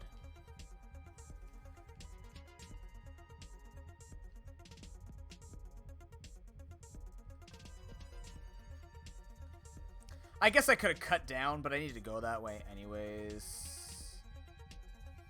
Oh my... Whoa! And this is why I don't race. Come on. The bug catcher actually has a Butterfree. That's kind of weird. Bro, that's kind of radical. Whoa, bro. That didn't kill? That didn't kill?